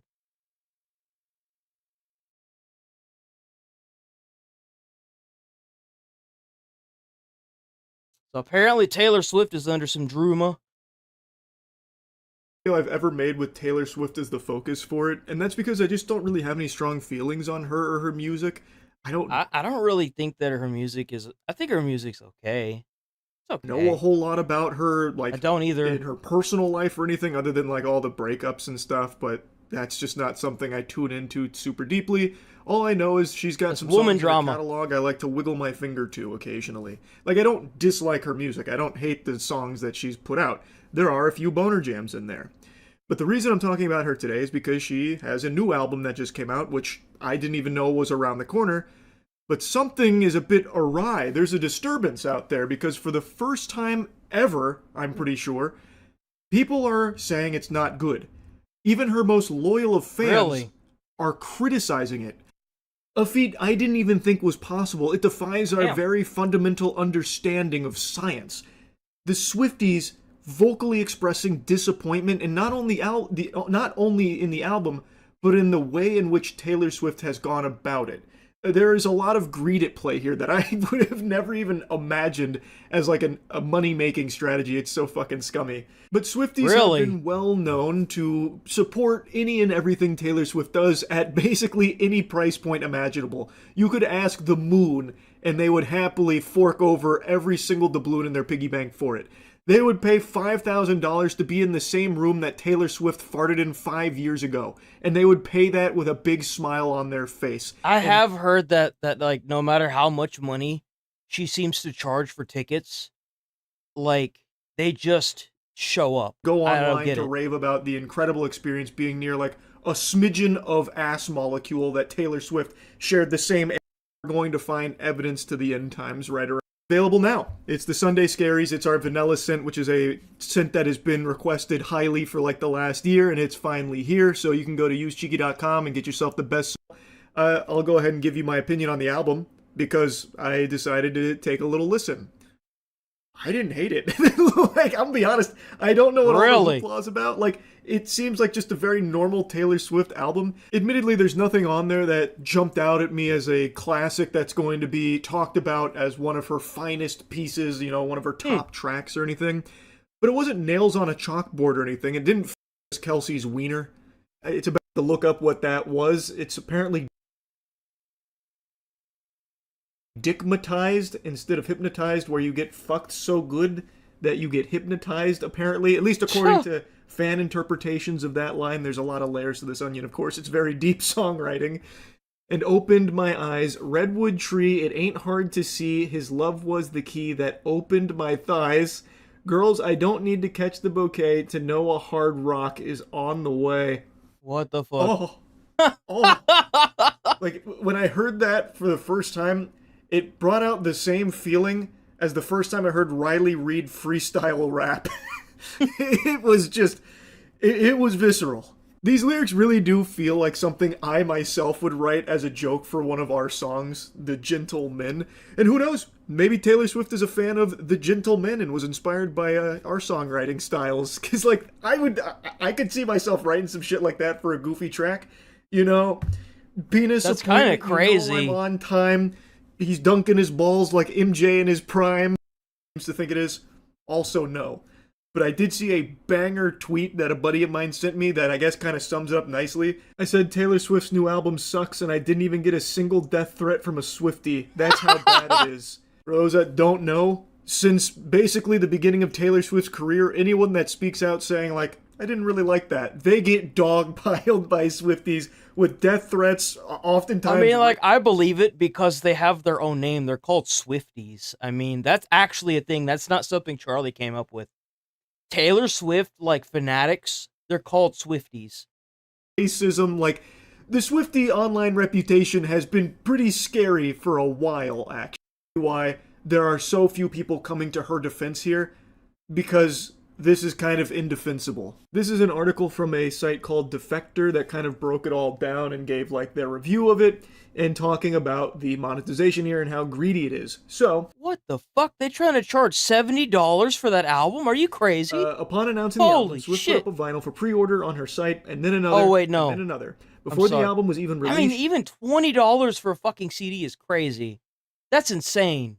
She had promoted and sold on her site 8 exclusive vinyl variants in different colors with different names, and 8 CDs and 1 sweater which comes with a CD. The vinyls cost $34, the CDs cost $20, the sweater CD cost $70, and one of those was a Target exclusive edition. Don't forget Target. The marketing scheme for each of these releases, which came one after another, was scarcity. They will sell out, you will never have another opportunity, hurry, show your love and devotion. And unsurprisingly, it was a very successful business model. She's apparently sold 2.7 million copies of the album in physical and digital. When she announced it on the New Heights podcast, she promised this album wouldn't have any bonus tracks. Historically, Swift has sold her fans the album and then asked them to buy it again to access extra songs. The Life of a Showgirl, she promised, was fully complete, but then on Saturday night, another countdown appeared on her website, and at the end of it, she announced 4 additional CDs of the same album that fans could buy. These versions cost $8 a piece, and each includes 2 exclusive acoustic versions of songs on That's scummy. So, like, you have to re-buy the same fucking thing just to get 2 acoustic versions of a songs. That's kind of crazy. Album. That means that in addition to the songs on the album, Swift also recorded 8 acoustic versions, but you can only hear them if you purchase each of the 4 CDs. You have to collect this shit like pieces of Exodia here to get the whole experience. That's crazy. It goes on to say she didn't lie technically. There are no new songs on the CDs, just an opportunity for her to make even more money. So the songs aren't new, but they're a different recording of the same song, a different way. There's really no way of justifying that. The whole purpose is just to squeeze more money out of the audience because she knows they are going to pay wrap for it up 100%. Yeah, And they are. Like, it is still making tons of money, even though it's not being received overly positive. Another thing they're putting her feet to the fire for is apparently using AI in this new album rollout. People are going to have to get over that shit. That's going to happen. It's going to happen. You know why? Because it cuts costs. That's why. That is going to be the way of the future. That is how it's going to be. So, it's pretty clear that this is big time money making mode here. Mm-hmm. This isn't really about the artistry of her craft or anything. It does seem like the whole goal here is to try and squeeze as much out of this album as she possibly can, with so many like additions and shit, even cutting corners on to use AI. Like, she has unfathomable wealth. There is just no excuse for not just hiring a real person, a real artist for that. The only reason she'd use AI is to save money. You could just go on Instagram and type, I need somebody that's not going to charge a whole lot. Like, I guarantee you could find somebody that'll be cheaper than AI. Which is pretty crazy considering she's a fucking billionaire. Like, how are you going to cheap out on this? Hell, you could probably find a random artist and then, like, tell them that if they make an album cover that she likes, that she will, like, tell everybody that that artist's name on like social media and promote them. Probably don't even have to spend a dime on it. It's so wacky to me. So it's hard to disagree with people expressing their sentiment that Taylor Swift I do think that it's a little petty. I mean, it happens to a lot of big people. You could be the nicest person in the world, and just because you make money off of what you do, people are going to find any reason to take a fat shit on you. It's so common. It's just the way it is now, you know? Let me use the bathroom.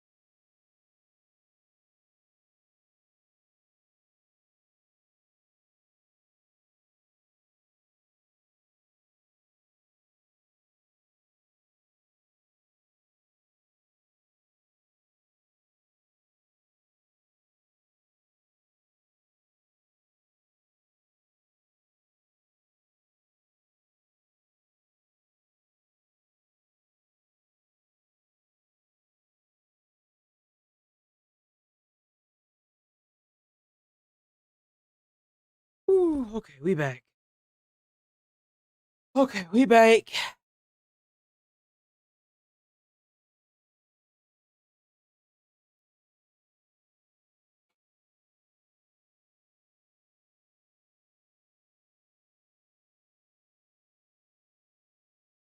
Been arrested in Chicago.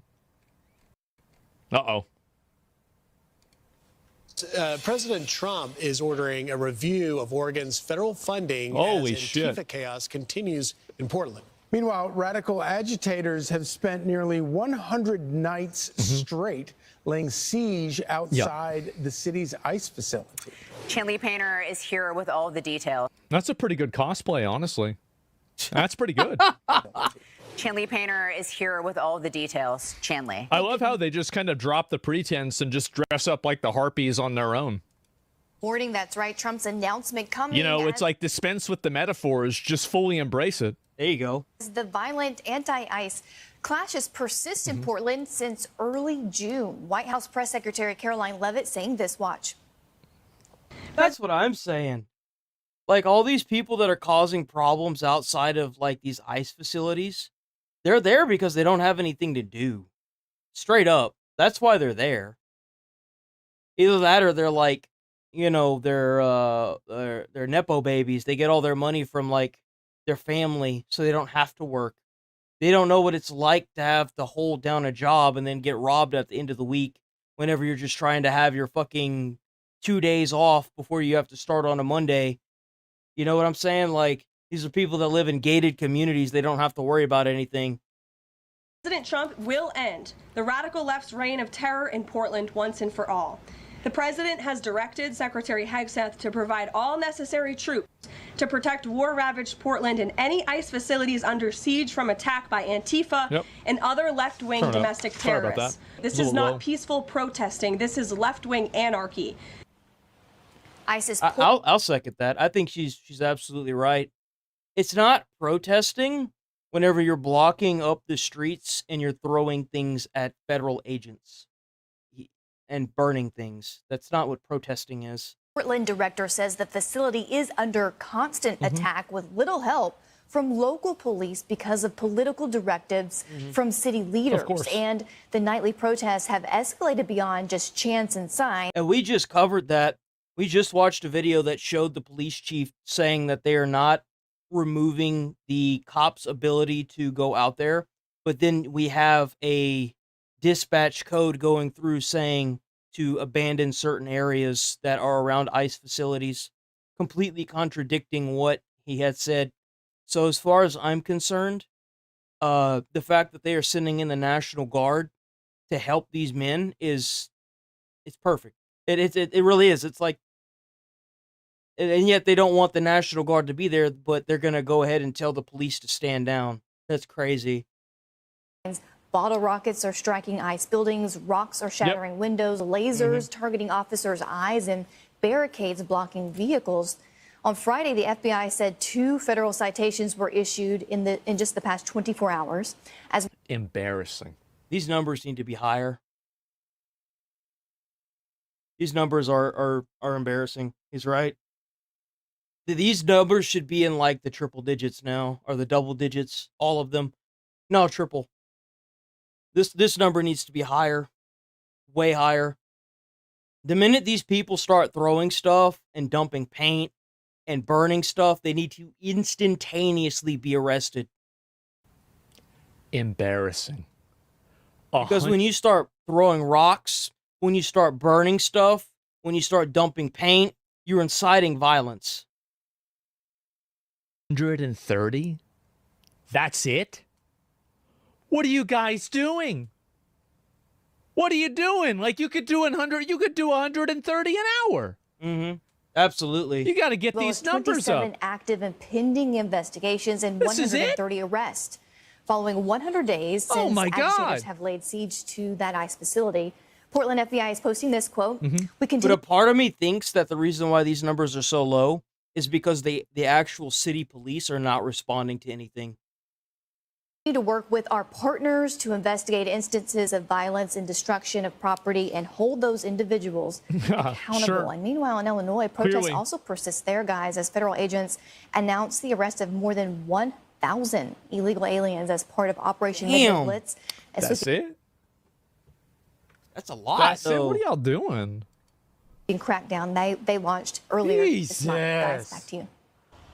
It is kind of crazy to me that they want to say that we don't have a problem with illegal immigration, but we're finding a lot of fucking illegal immigrants. Like, we're talking insanity levels of numbers, but it's not a problem. Steve Ducey. I'm Brian Kilmeade. Like, this is embarrassing. They arrest 1,000 people. They need to arrest like 10,000 people. Portland's like 1/5 the population of Chicago. You got to scale down the numbers a bit. Nah, any of those people, in my opinion, any of those people that are out there blocking the entrance, just immediately arrest them for obstruction. I agree. That's obstructing traffic, obstructing justice. If they're pulling out, you're getting in the way of the car. You won't get out of the way of the car. You're impeding the officers immediately. Yeah, like that's what I was saying. It's like, just start arresting these people and it'll stop overnight. Start putting their ass in jail. That's how you make this stop. Like, the minute they start inciting violence, put them in jail. Arrest them, charge them with a felony, and that's it. It's simple. Like, playing games with this kind of stuff is just going to hurt and make everything worse. I agree.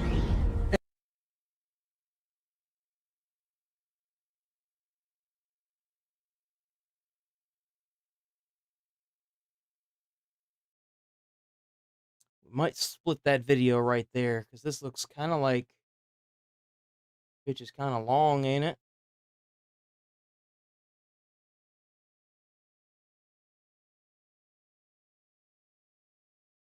I think, you know what? I think we'll just move on from that. We might come back to it, but there's a lot of other stuff that I'd like to see. Students to create their a lot of other stuff I'd like to see. This university allows students to create their own major. Hi, my name is Lex, and my concentration is the performance of self. Hi, What the fuck is that? What's a concentration? What is that? I'm Gabrielle. The what? My concentration is the performance of self. Performance of self. Huh. That's kind of crazy. You know, I know somebody that went out and got a, I think it was a bachelor's in woman science, and she uses it as a paperweight.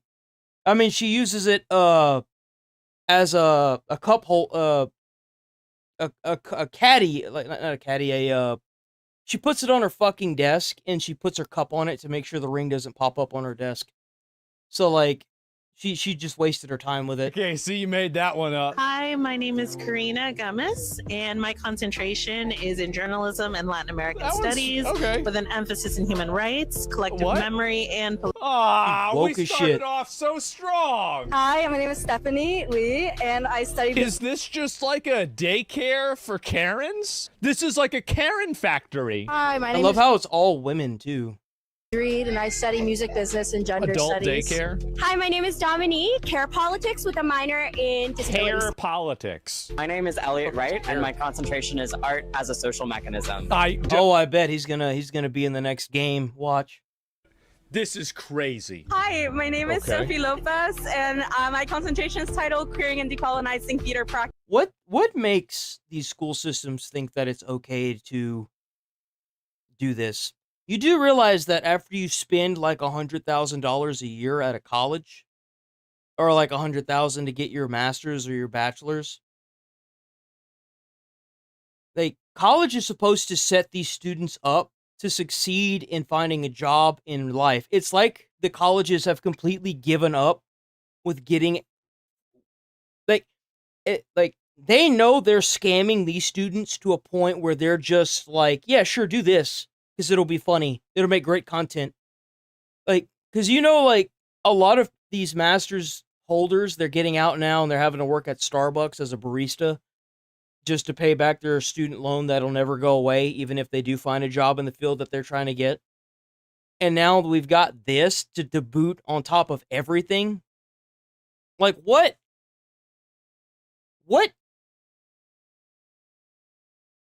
Just like what a massive joke the college system is to allow this to even be considered.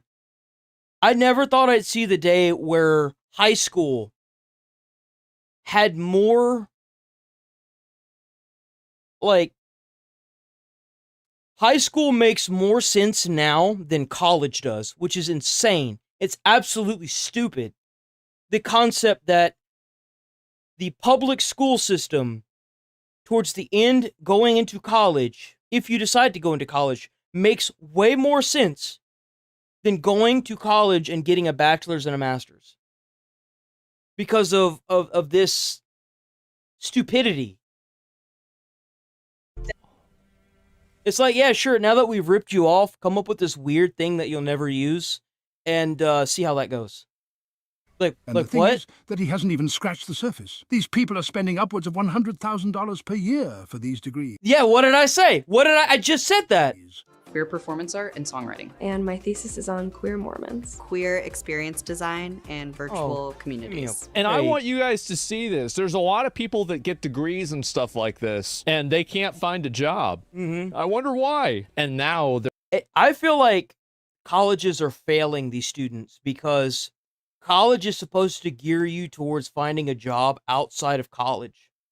And the thing is when you spend so much money in an institution that is effectively setting you up for failure and not guaranteeing you a job, that institution has failed you as a student. It has to do with them trying to siphon as much money out of you as they can before they release you to the cold, cruel world, and you realize you just wasted your life. With all these extra classes that don't ever put you anywhere. Like, for example, someone I know took up criminal psychology and stuff, and she ended up going down that path pretty damn deep, not realizing that the jobs at the end of that are either police officer or jobs that require you to be a police officer for a certain amount of time in order to get them. Now, how you are able to get so many classes deep in an institution where you are coughing up, hemorrhaging money to, and nobody's there to put you on the right track is beyond me. Like, what do you even pay them for? I've yet to understand that myself. Like, I went to college. I went to one of the best firefighter colleges in all of Houston, and I still had trouble finding a job, but I found one. They're stuck with effectively a Faustian pact. And these people, like, yes, they're obnoxious, annoying Karens, but they're also being capitalized on by people that are predatory. So as it turns out, the student loans that I've been paying $1,500 a month for 2 years have a 17% interest rate. Yep. Because, like, you have to keep in mind that these people, they're fresh out of high school. They haven't been taught how money works and interest rates, and they go and take out this $100,000 loan thinking that they're going to pay it back when they get older. They become older, and now we've got a situation where people are coming out of college and the market is being flooded with all these bachelor's and master's degrees, and nobody can get a job. And they have $100,000 in debt. They've officially just been taken advantage of. It's crazy.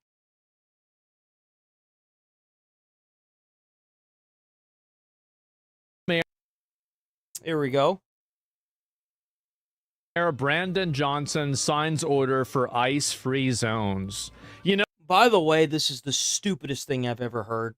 You know what? I was in an ice-free zone this morning. I went to my local convenience store and I tried to get ice for my soda, and the ice machine wasn't fucking working. So I had to drink a soda with no fucking ice this morning. So I think this guy's a piece of shit. He really is. Yeah, guy's dumb. No, everybody hates him. Nobody likes him. He's just a retard. But anyway, we'll go back. This is a short video, and I'll at least... You know what's really sad to see?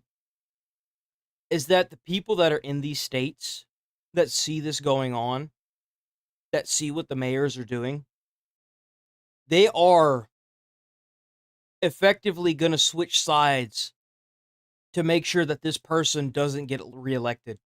Like, if you live in these areas and you're a business owner and you're tired of being broken into, like those two ladies we watched earlier,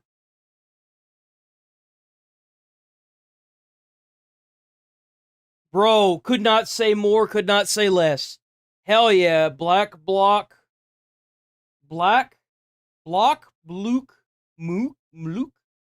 Couldn't say more, brother. Could not say more. Nailed it right on the head.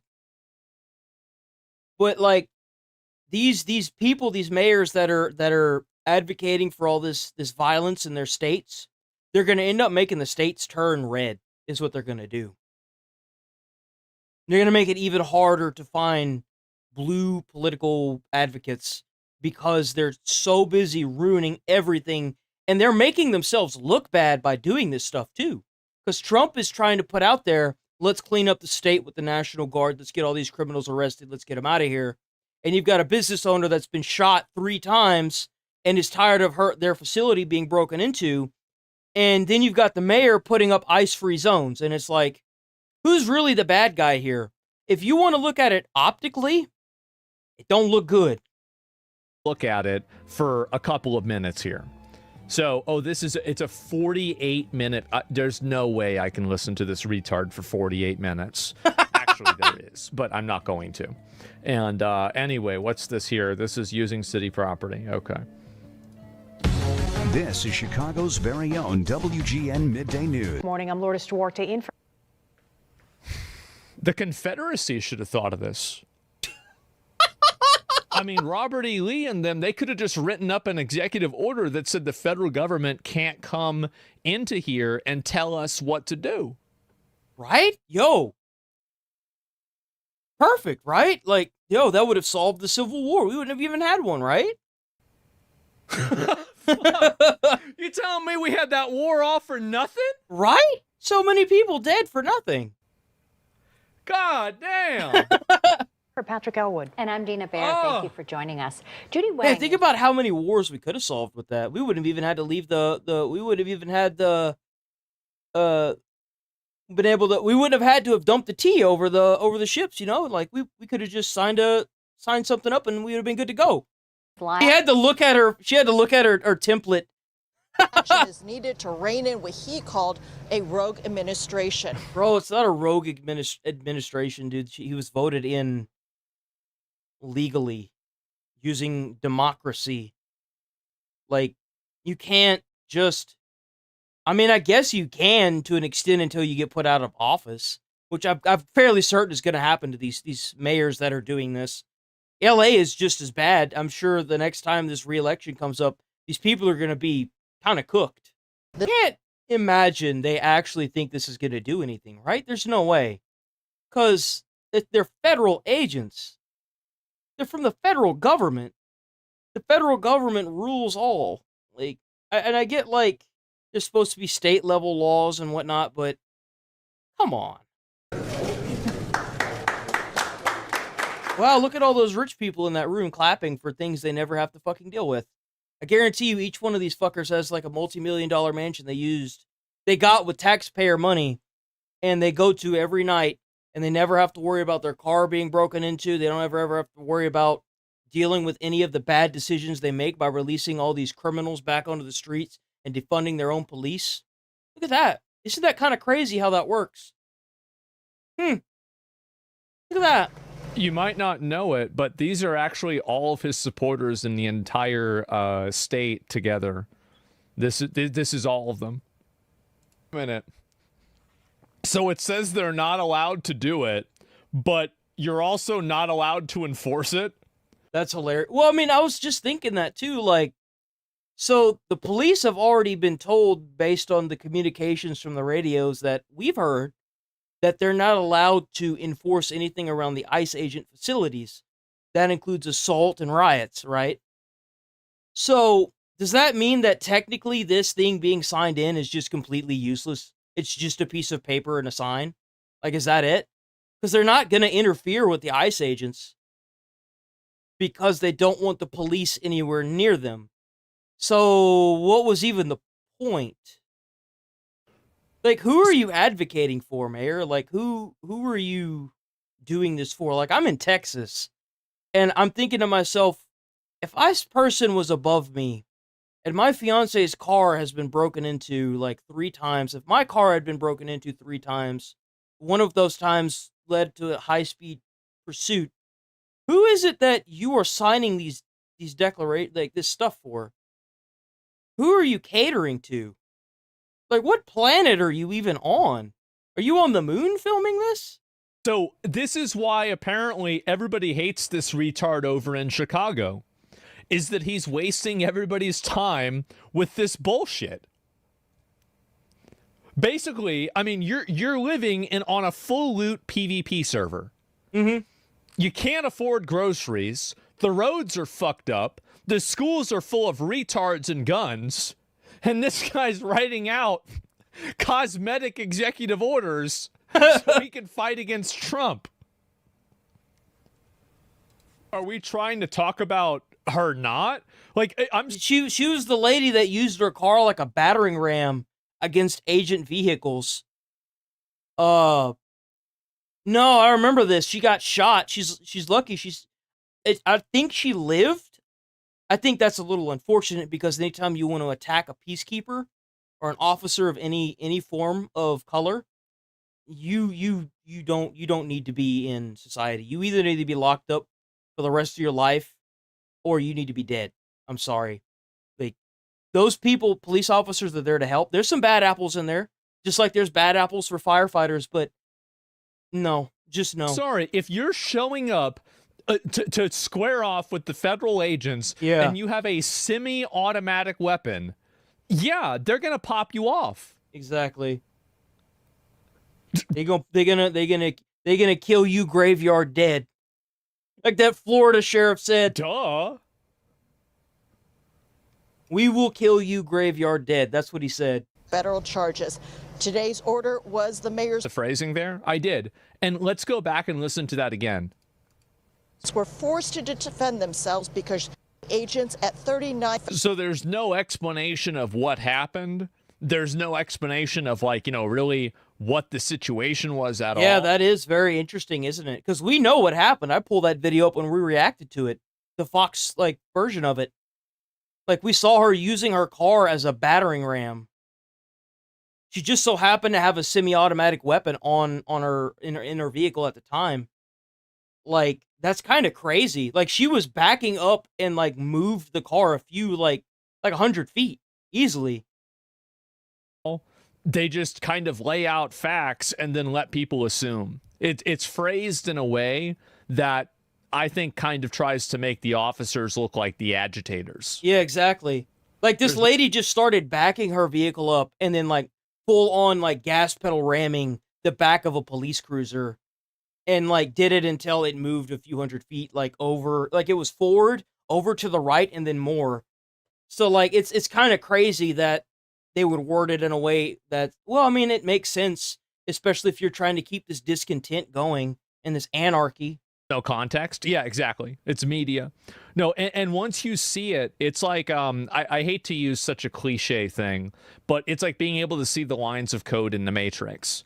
As soon as you can see the way that they manipulate language in order to change the way people perceive events, you won't be able to unsee it. Here we go. This right here is the problem. Mm-hmm. This is the guy that the mayor should be thinking about. This is the guy that his family has been in America. Right here. He's right here. This is probably a veteran. He's probably been here for a while, you know. His family's been here for generations. And he's living on the street while an illegal immigrant or asylum seekers are getting bussed in New York and given free places to stay, like motels or hotels that cost like $1,000 a month or like a couple thousand a month. They're given free food.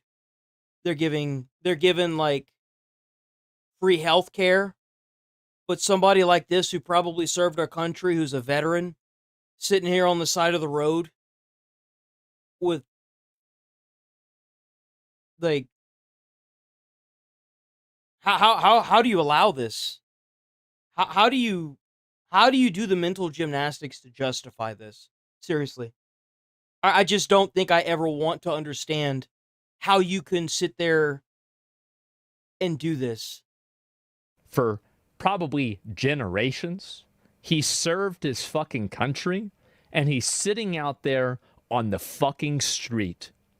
What a disgrace. This is an absolute fucking disgrace. Shouldn't that be federal? I think it should be both, honestly. It should be both. And if you want to talk about that too, that's pathetic for Chicago. It is. It's absolutely. I feel like if you served your country, you should be given a home.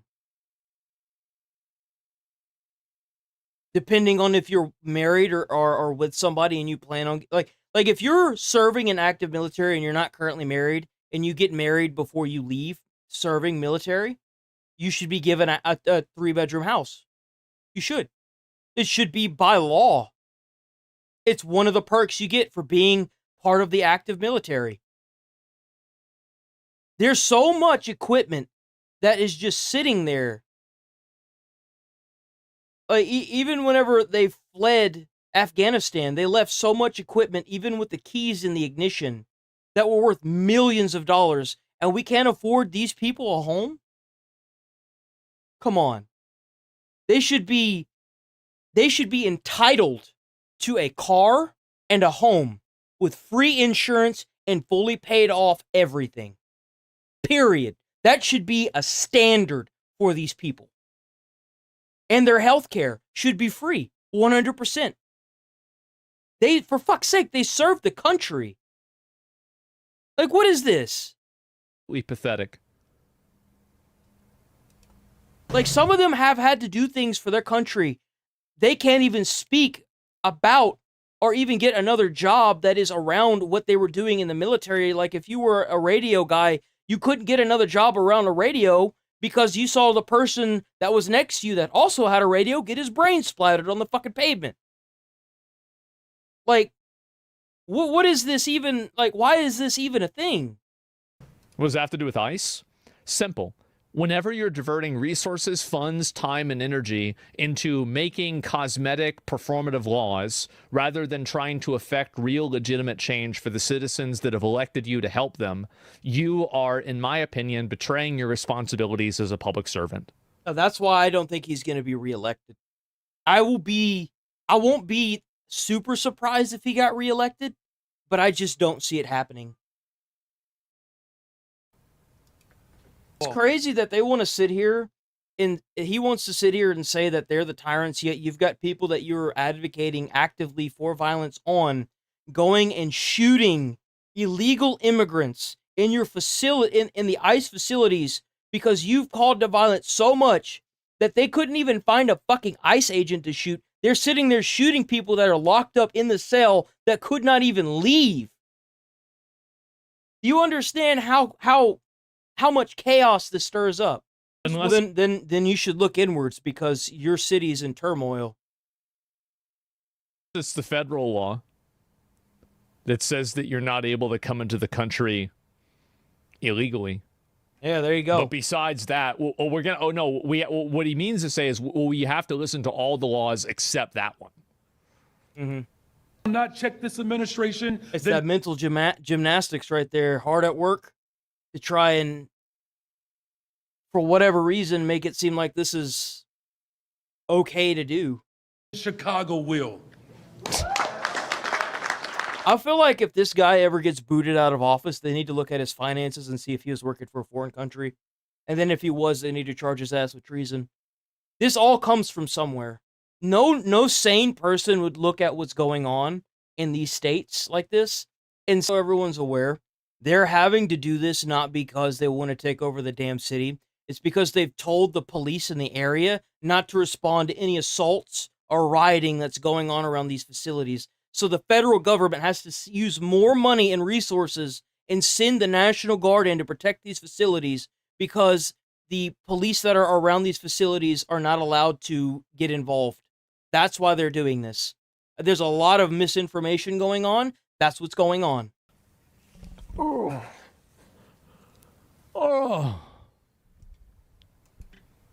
And also the Defense Department in an attempt to stop the deployment of those National Guard troops. Does the president deal with a major like that?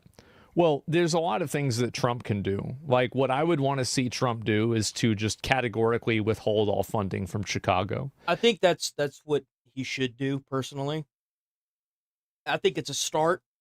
I feel like if these political figures want to keep doing this and advocating for, like, it's okay to an extent, but once people start getting hurt and killed, that's when it's time to stop.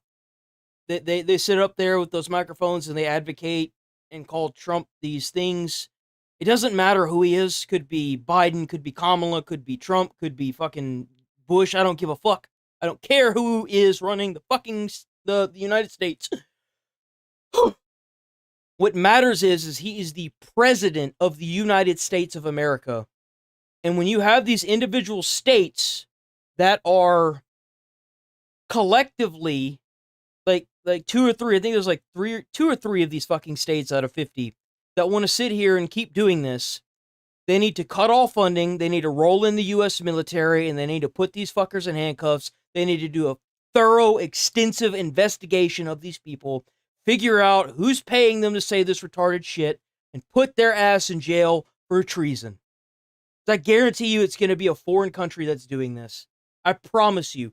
Any sane, logical person that would look at this from the outside and look at what's going on in these states, and if you think it's okay, you don't need to be in a place of power. You don't need to be running the state. You're a dumbass. Nothing about this is okay. It's wrong. If Chicago doesn't want to uphold the federal law and they want to actively obstruct the federal law, I would immediately withdraw all funding, and then I would give them probably a 48-hour window until I invoke the Insurrection Act. And then after that, I would invoke that act, and then I would arrest all of the people in the government and then try them for an insurrection. And then I would put them in prison. We already went through this in 1860 to 1865. We've already been through this once before. We don't need to do the same thing again. I agree. The federal law and the federal authority overrides the state law. It does. That's just how it is. Like, that's why whenever you see certain charges on convicts drop, at a state level, the government steps in and says, nah, motherfucker. And also, by the way, I think that you have the moral and the ethical obligation to do this as well. It's not just, oh, the rules say this. You have these people that are siding with criminal illegal aliens that, in a lot of cases, they don't even have records of. They don't know if these people are criminals or not. They have no idea. They don't know anything about them. Then how do they know that they're criminals? Because whenever the agents find them, they figure out their real name from the country they came from, and they find a background. That's how, if you must know. By the nature of them being illegal aliens. It's a lot easier for a federal agent to figure that out than it would be a state person, just so you're aware. So the big problem here is that they are doing something and they are allowing this problem that could manifest in any unknown number of ways to exist because of their own narcissistic empathy. And it's performative empathy as well. They're not really being empathetic. They're just doing this because they think it's the right thing to do. And they never have to, they never have to have any consequences for it. Yep. So now he's right. He's 100% right. Let's move on from that. Oops. This without feeling like I'm living in like some kind of like weird dystopia, but now your refrigerator that you've paid thousands of dollars for is going to be serving you ads. This TV that's right here, I hate this fucking TV. Whenever you first turn it on, it's a Toshiba. It won't let you go to the input settings until you put in a Wi-Fi thing, right? And when you do, dude, the fucking ads are crazy. And then I also notice that whenever I turn it on, it takes forever because it's loading up like 40 or 50 fucking ads, and I'm like, this is dog shit. So you know what I do? Since I own my own Wi-Fi modem and router, I go to the settings that are on my computer, and I put it as I mark it as a do not connect on my Wi-Fi modem and router. So that way, whenever I turn it on, it automatically like turns on. It doesn't try to load up a bunch of bullshit that takes forever. It's fucking stupid. That's right. That's right. You're getting ads for being for buying a refrigerator. Can we talk about why there are ads on my Netflix that I pay for or my Prime? Like, excuse me. Because you're paying for it. That's why I never bothered with TV. If I'm gonna pay for something, I don't want to see fucking ads. I want to watch what I want to watch. I don't want to see fucking ads. I want to be able to turn on a TV and sit down and watch a full movie without being interrupted. I might as well just go out and buy it. It'd be cheaper. I'd save more money buying the movie than I would trying to wait for a movie that I want to see come out on television. And then just to have it interrupted with fucking ads. Your own question. Why are they doing the thing to make more money that I keep giving them money for? Because you keep giving them money. Mm-hmm. The point of paying for a subscription service and not have ads.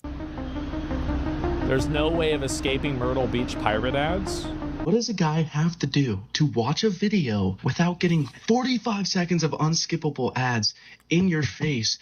You just download fucking ad blocker, you girl. Like, you don't even have to do that. If you have your own, like my Wi-Fi modem and router by Netgear, it comes with free ad block installed on the fucking modem.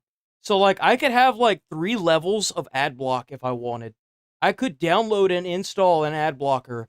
My modem has built-in ad blocker.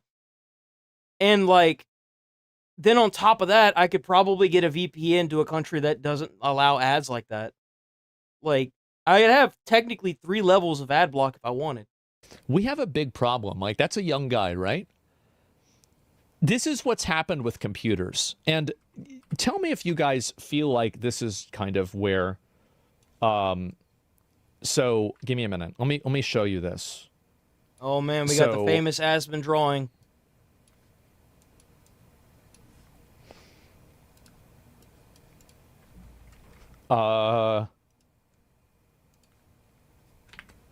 Okay, where were we? Wait a second. 50. Okay.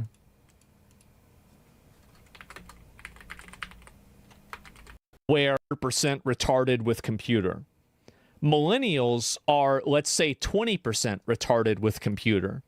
And now, as Gen Z has computers and Gen Alpha has computers, so in this is totally beside the point, but it's a big issue. Was your dad good with computers?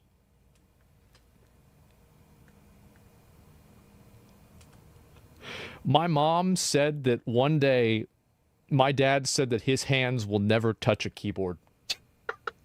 That's the way he felt about computers. He said these hands will never touch a computer. That's funny. Oh my God, bro. King tenor on a screen that cost $3,000. I'm sorry, but like, if you buy a refrigerator that sends you ads, you are a dick-eating retard. I agree. By the way, if you're wondering what refrigerator they're referring to, it's the new Samsung lines. Just don't get a Samsung. Or get a Samsung that doesn't have a screen on it. Like, you don't need to have a screen on a refrigerator, dude. You don't. It needs to have 3 buttons. And those 3 buttons should be attached to an ice maker. It should be release ice, crush ice, or fine ice. Those are the 3 things you need. Okay? Those are the 3 buttons you need. And that's it. A refrigerator has one fucking job. To refrigerate things. That's it.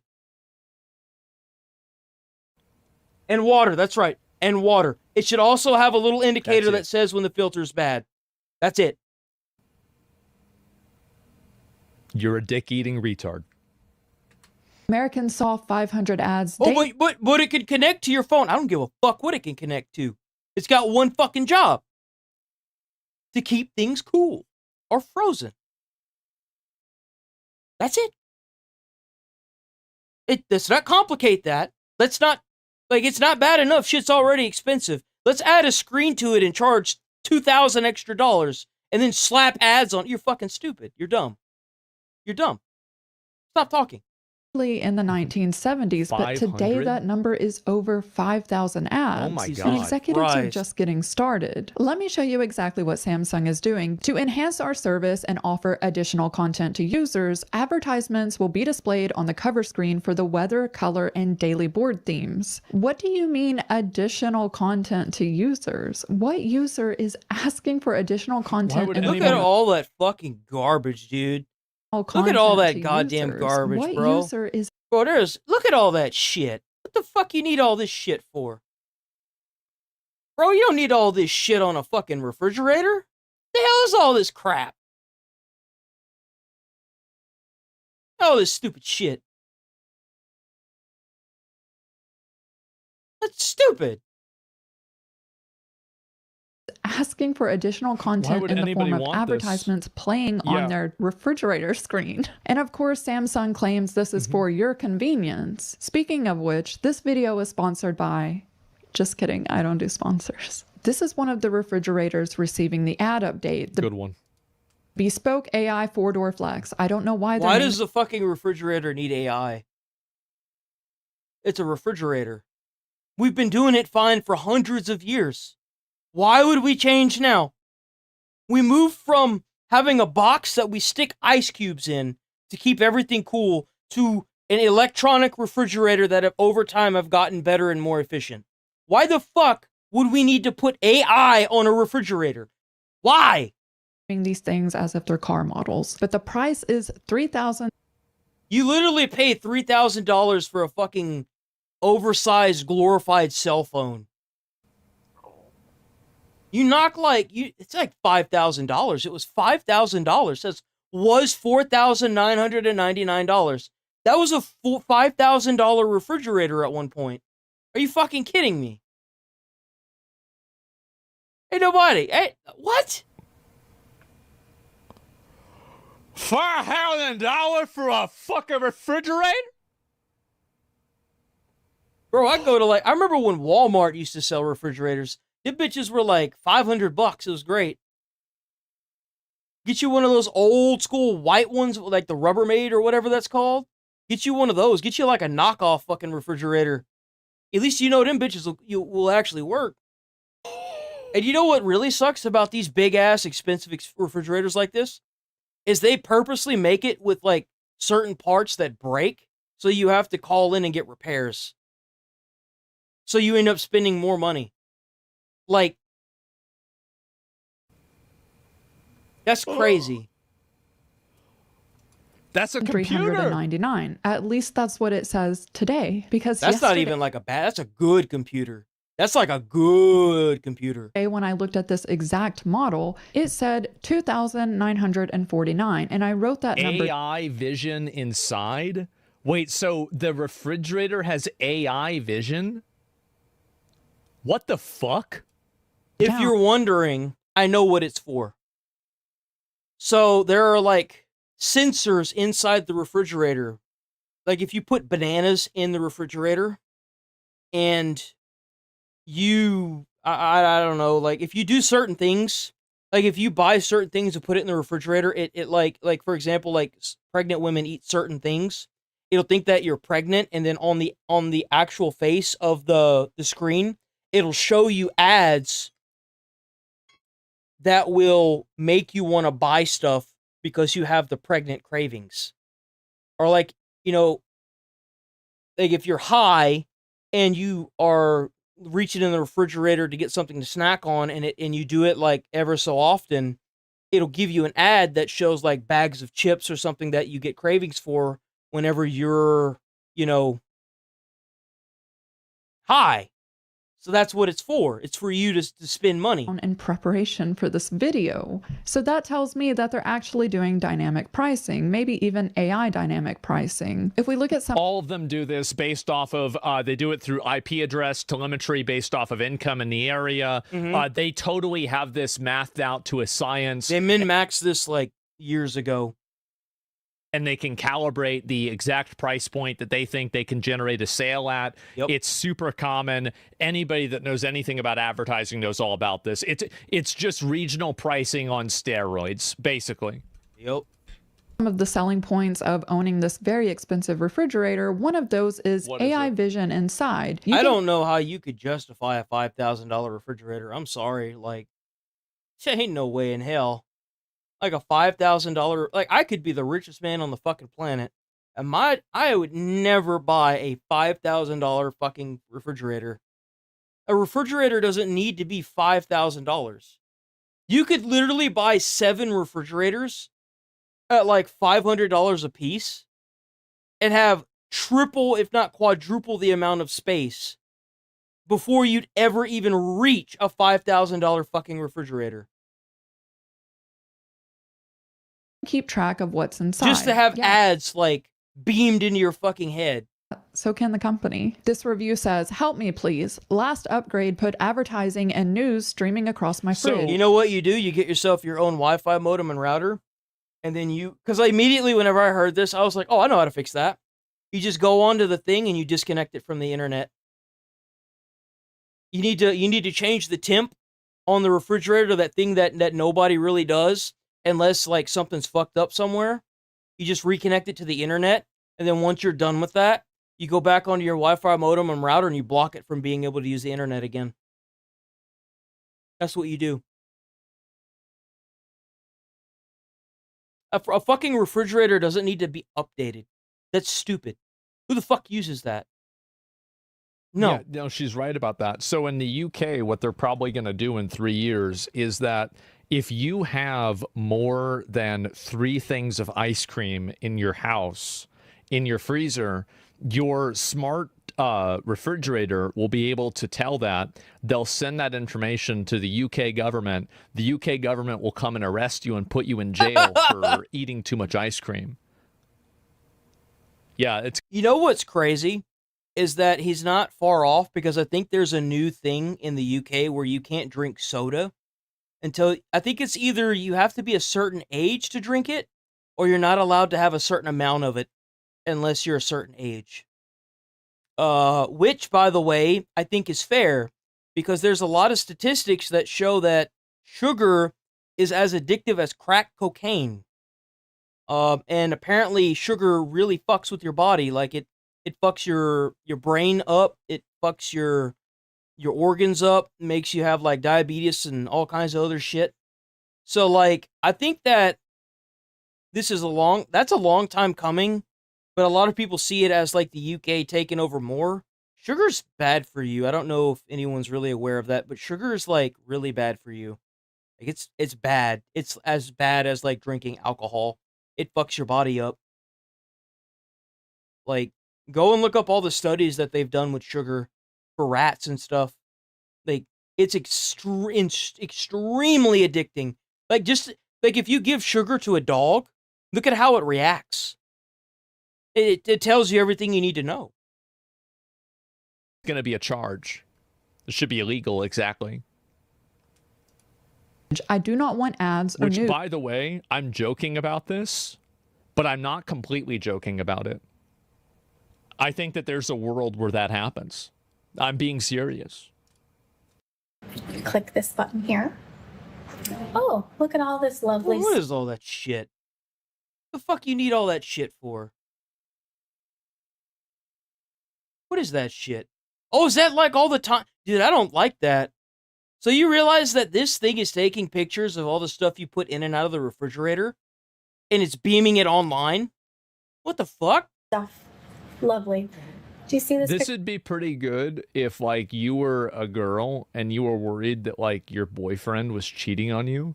You could get one of these, this AI thing, and that way you would be able to tell if his side hose were getting into the refrigerator or not. Because you see, like, it takes a photo of a person's hand. And so then you could see their hand, and it's like, if it's got, you know, it's like, well, why was there a hand here with like pink, fingernail polish on it? And it's because he's cheating on you. I think that we could probably stop watching this one here. I think I've said everything that I really wanted to say about it. I just don't think that... first and foremost, if you're buying a $5,000 refrigerator that has ads on it, Asmon's completely right. You're a shit eater. Stop sucking the wang doodle, man. Pop the dick out of your mouth and like understand what's going on.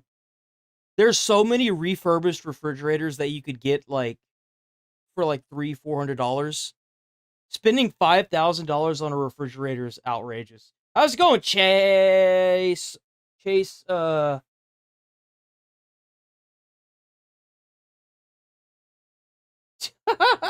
Jaguars beat the Chiefs. Fuck you, Chiefs. That's funny. It's been a minute, man. Where you been hiding at? But like, I feel like that's really all I need to say about that. It's just kind of crazy. It allows students to create their own major. What? Check this out. This is a bunch of NYU students at their graduation. If you look at a girl like that, what did she learn in college? I don't know. At Penn State, she learned how to become a jihadist. Congratulations. There's a whole bunch of words. Oh my God. Worthless stuff that you can become if you become a college graduate these days. Check this out. My name is Jacob, and my concentration is environmental science and sustainable business. Hi, my name is Lex, and my concentration is the performance of self. Hi, I'm Gabrielle. That still is... That makes no sense. The what?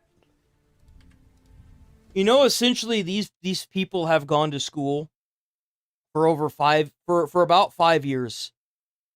Gone to college. And even after everything, they've learned nothing.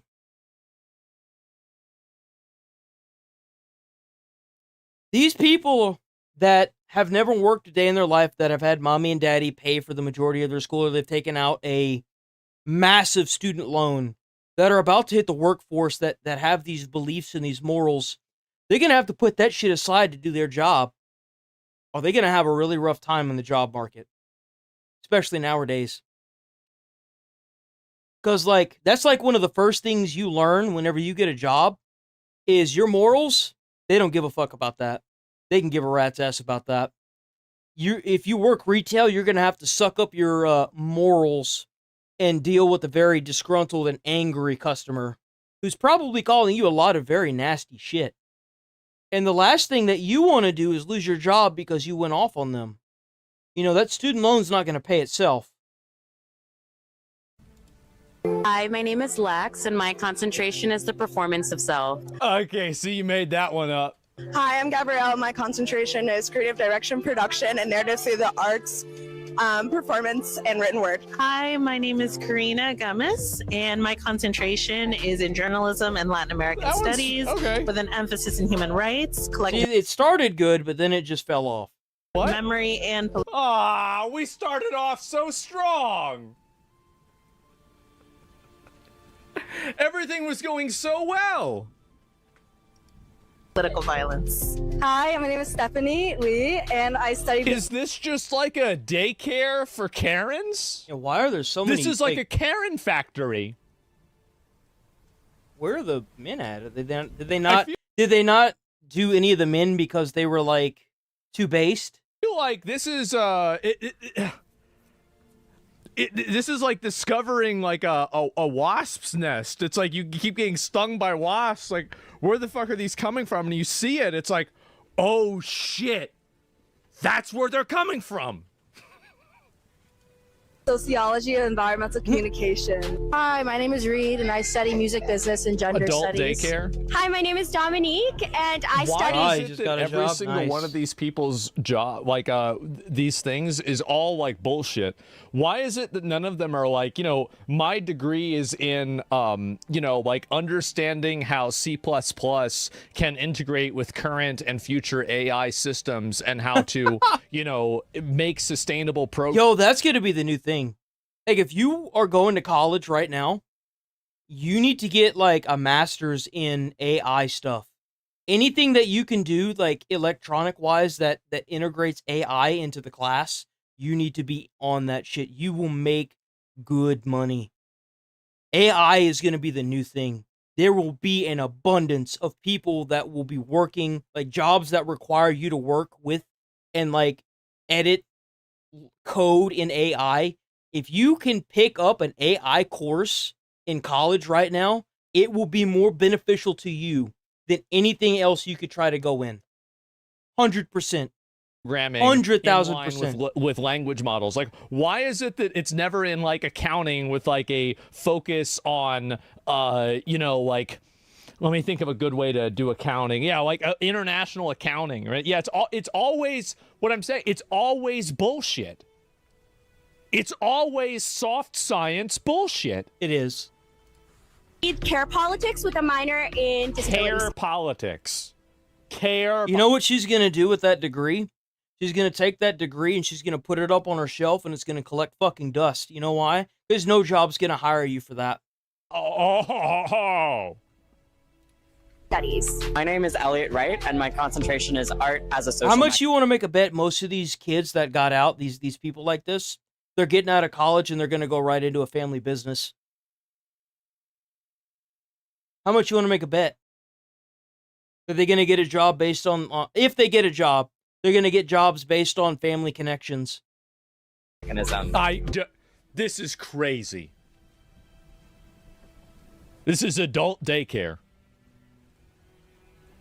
Like, the only people that should be going to college are people that, number one, know the interest rate and how it's going to affect your life once you get a job in the... And this is another one. You need to know the field that you're going in before you go into college, because there are too many people that are being told in high school, oh, well, you just start college and you'll figure it out. No. That's how you end up with these useless degrees that nobody ever uses and fucking hundreds of thousands of dollars in debt. No. Stop saying that. Hi, I'm Georgia, and my concentration is dramatic writing and theatrical adaptation. My name is... I'd like to read her Twitter account. Noah. Probably got like every flag. And my concentration is equilibrium or negotiated paradox. Hi, my name is Sophie Lopez, and my concentration is titled Queering and Decolonizing Theater Practice. Holy shit.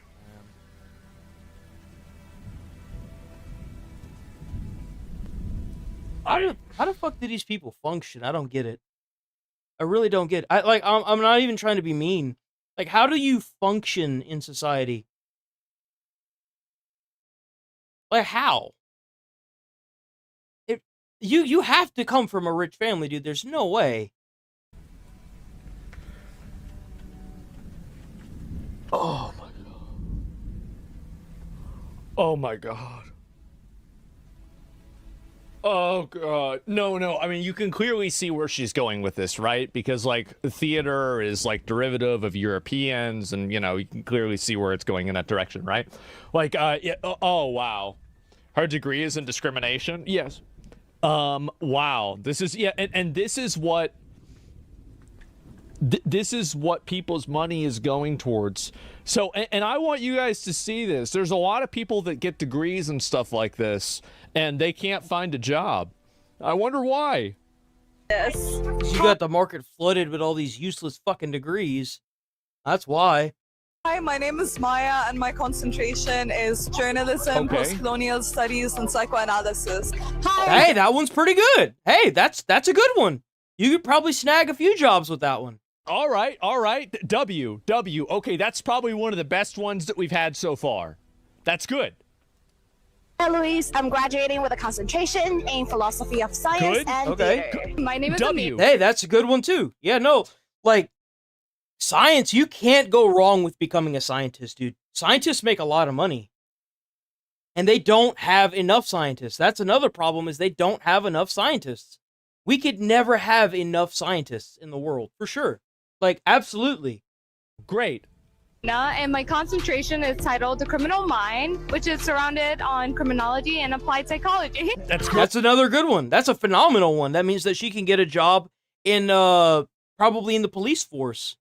You know, she could become a scientific investigator. She could also probably try to become a doctor of some sort, you know, like something like that. Hey, my name is Juliana. My concentration is international business and fashion through sustainable development. That's a good one. Yeah. How you doing, college? I mean, to be fair, some of those What was at the second end... one? Development. Yeah. I don't know what it said. I don't know what it Concentration said. is international business and fashion through sustainable development. Yeah. Fashion, sustainable development? I don't know. How you doing, college? I mean, to be fair, some of those at the end were okay. Drop out making mad cash in the real world. These people, everything has failed them. The systems have failed them. Their teachers have failed them. Their parents have failed them. All of those useless degrees, utterly useless degrees that they went to NYU for and went into debt. And then, of course, I think he's right about this, and it's something that people never talk about, is that whenever you put somebody in school for something like this for 4 years, and then they're not able to do something, because a lot of these people are taking on student debt, they're taking on loans, etc. I think the failure starts in high school. Because a lot of those teachers, they push for the students to go to college. And I hear a lot whenever I was going to high school as well. I heard a lot of, what do you want to go to college for? And a lot of it was, well, they say just go and then you'll figure it out. And that is the stupidest thing you can do, because there are so many classes at college. Like, if you look at a roster of every class that a college can offer you, unless you know what you want to do for a living, you're fucked. You can't take every fucking class. I mean, you can, but you'll be there forever. And the thing is it costs money. A lot of fucking money. A huge, disgusting amount of money to do it. And if you don't know what you're going into college for, and everyone around you is telling you that you need to go to college, but then you go to college and you get a useless fucking degree because you found a class that was easy, and you end up riding that bitch all the way to the end and get a master's in something that's completely useless, you just not only wasted your fucking time, now you're in a lot of debt because you didn't understand interest. And the core reason why you don't understand interest from a $100,000 student loan is because they never taught it in high school. Or they went over it so briefly you don't remember it.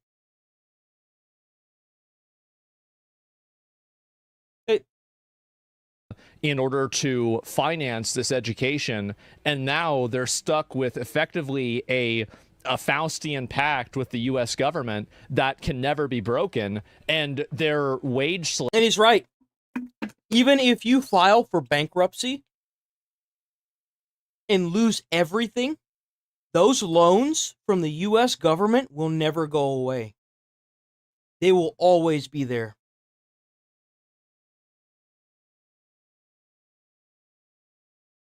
Slaves and interest slaves for the rest of their lives.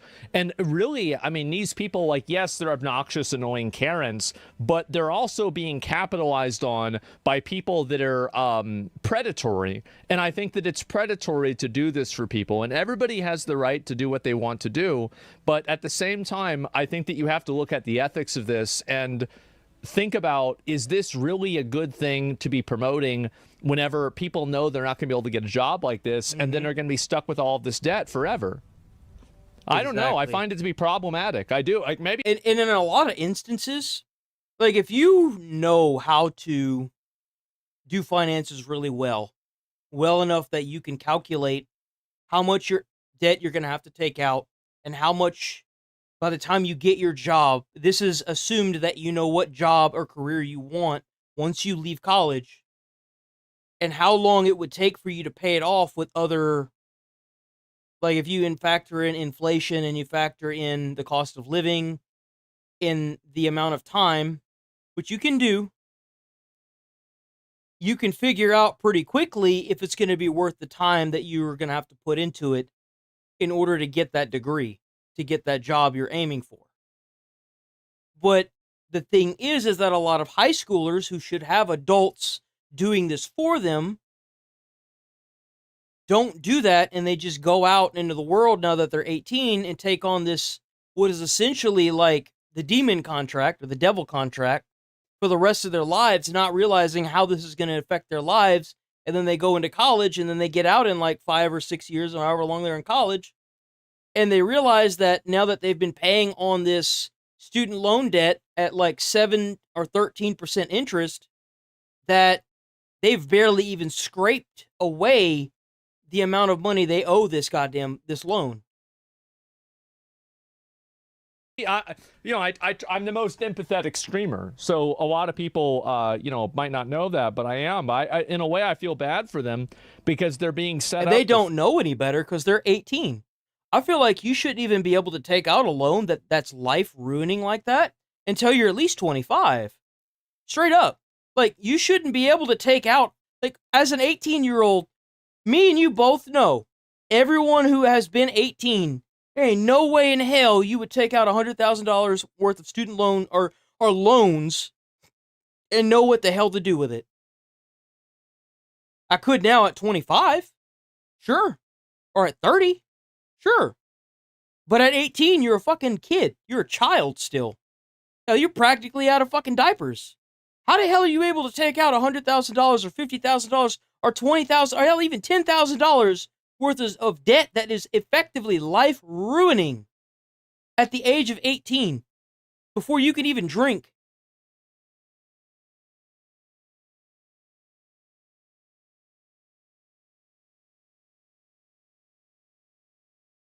I agree. Fail. You shouldn't be able to vote or go into the military. You're 18. You're a kid. You don't even know what real life is, right? Like, 18? Like, I was couch hopping at 18 and finishing high school.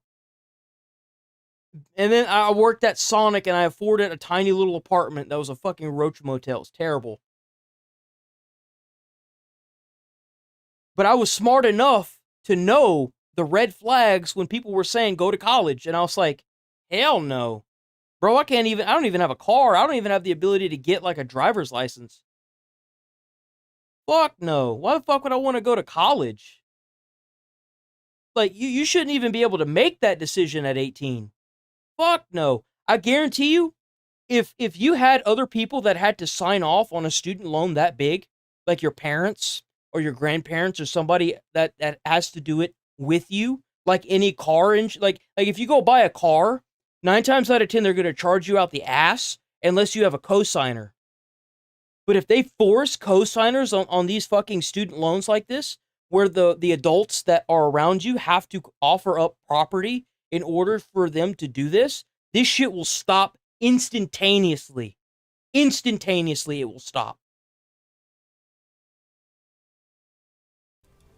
Administration will somehow forgive their debt, which isn't even a real thing. You're just pushing the debt elsewhere.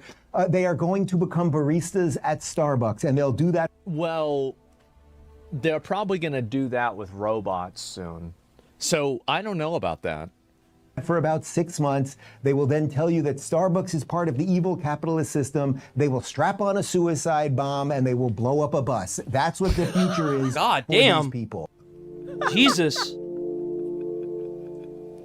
I don't know about the last part, but like, it really was a bit much. I've got to watch this. Who attacked us on 9/11? Doing this interview kind of like shows me like how little I actually knew about it. But I don't think that it should be an option. I think it should be forced. They need to get rid of like individual like student loans, make it illegal to take out a loan at the age of 18 until you turn 25. Like you can't even rent a truck until you're 25. I feel like if you're going to take on that kind of level of financial debt, you need to know what the fuck you're getting into. And at the age of 18, most people don't. It should be a requirement to use a Parent Plus loan. 100%. It should be. It should be a requirement by law. And if you're alone, like I was, where I couldn't afford to go to college, I mean, I could have taken out a loan then, but I was like, fuck that. Then you don't need to be making that decision to go to college by yourself. Not until you're 25. Because then you end up being alone with $100,000 in student loan debt later in life.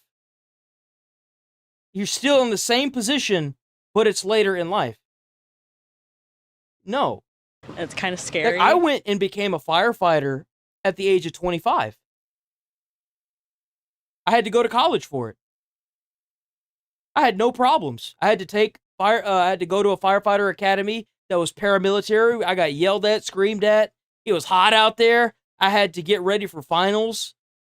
Half the class was gone because if you fail one final, they kick you from the program. Then I went and did my EMT after that. I did all that at the age of 25. And I have ADHD, depression, tics, fucking impulses, and I got my fucking ass up in that fucking class at the age of 25 and finished it. If I can do it, I know most people can. I'm the dullest, dumbest damn tool in that whole fucking shed. And if my stupid ass can do it, most people can do it. So I know age ain't a fucking problem.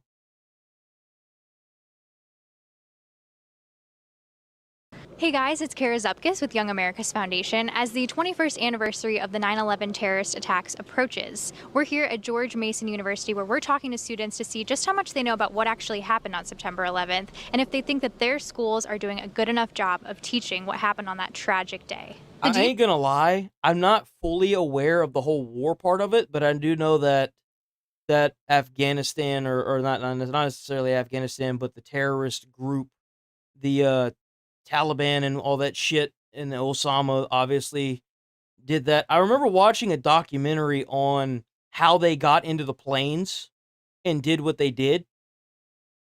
But as far as being taught what exactly happened, I don't think that even is being taught. It's at this point, I think it's just word of mouth of like, I think most teachers just kind of wing that part a little bit. There's no actual in-depth history lesson on it. You know what major anniversary is coming up this weekend? I do not know. No, I don't think so. I am definitely not really sure what's going on. Honestly, if somebody had asked me, like, I probably wouldn't have answered this one. Like, I feel like the way that you asked that question is like kind of like a major, like, I feel like September 11th is like, yeah, it's an anniversary, but like, you know, like, I don't think this is a well-structured question to ask people in order to, like, you know, test their... I have no idea. This coming weekend, not Labor Day. Yeah. I do not. Okay. I do not. No. Next. Not off the top of my head. No, I'm not aware. 9/11. It's literally in the name. 9/11. 9/11. Oh, we do not personally. Nope. Who attacked us on 9/11? No context? Okay, here we Who go. attacked us? What's the group called? ISIS. ISIS, yeah. A terrorist. I don't know the exact I name. thought it was the Taliban. I'm fairly certain it was the Taliban, wasn't it? Or was it ISIS? No, it could have been ISIS. There's no way.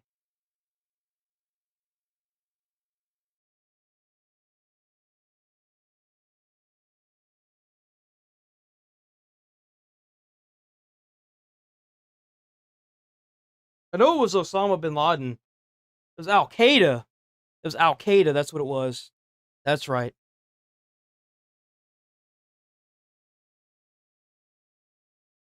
It's kind of sad that I'm a millennial and I don't fucking know that. I remember whenever they pulled the TV and put it in front. I think it's a little different because depending on if you lived through when that happened as opposed to the afterwards of the history of it, it's different, in my opinion. God. Okay. I would say I wonder what they would be answering today, but I think that we know what they would be answering today. I don't want to say the wrong. Iraq? Afghanistan? It was, all right. I believe, Yeah, that's a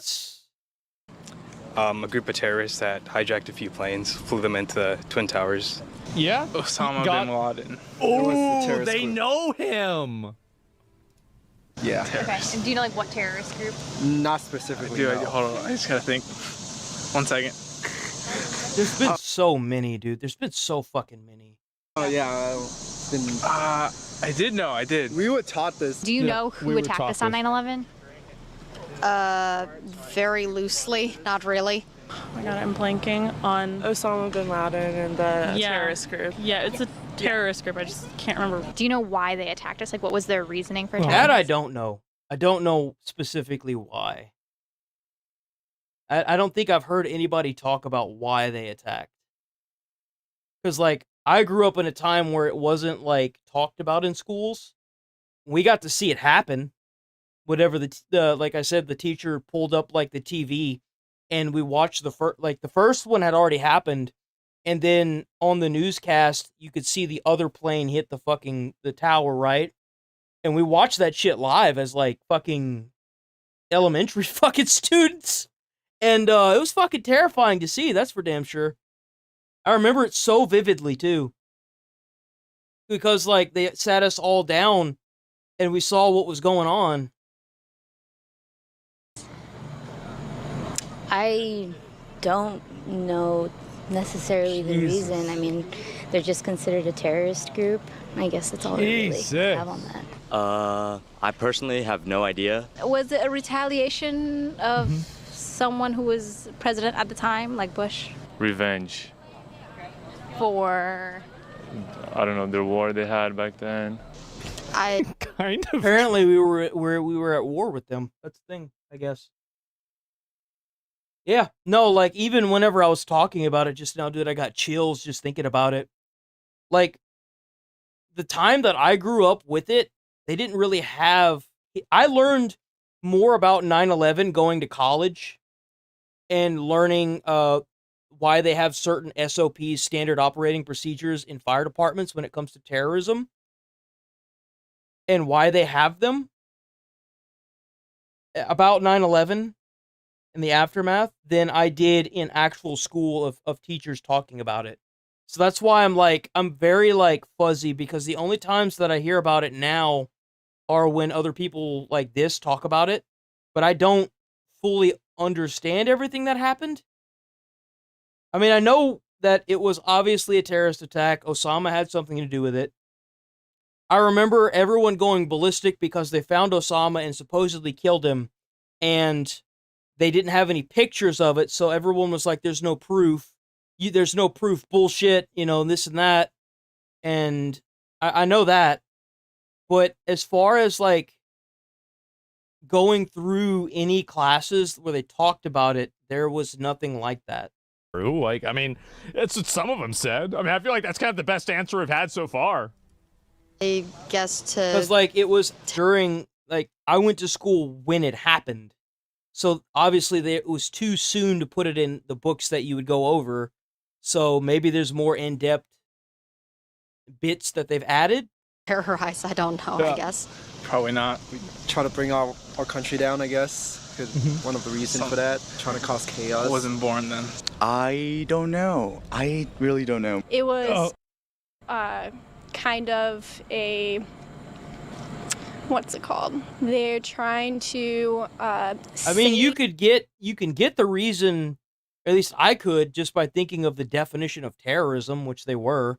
They most likely attacked the Twin Towers because of the government's political views and ideologies, and they wanted to instill terrorism into the people that support it. Just like these fucking sickos that go and cause all these riots in LA and all these places now. Well, ICE is trying to get this shit cleaned up. Like, that's basically, like, backwards, like, taking it apart, going backwards with it. Kind of moral... Jesus Christ. Oh, no. This isn't a college campus.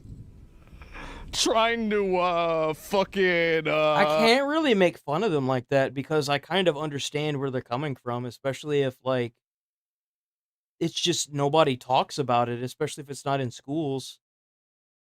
And like, even if they did talk about it, it's so brief. Do the fucking, the only reason why we went over it at the academy was because of, like, you know, threats of terrorism and, oh, fuck.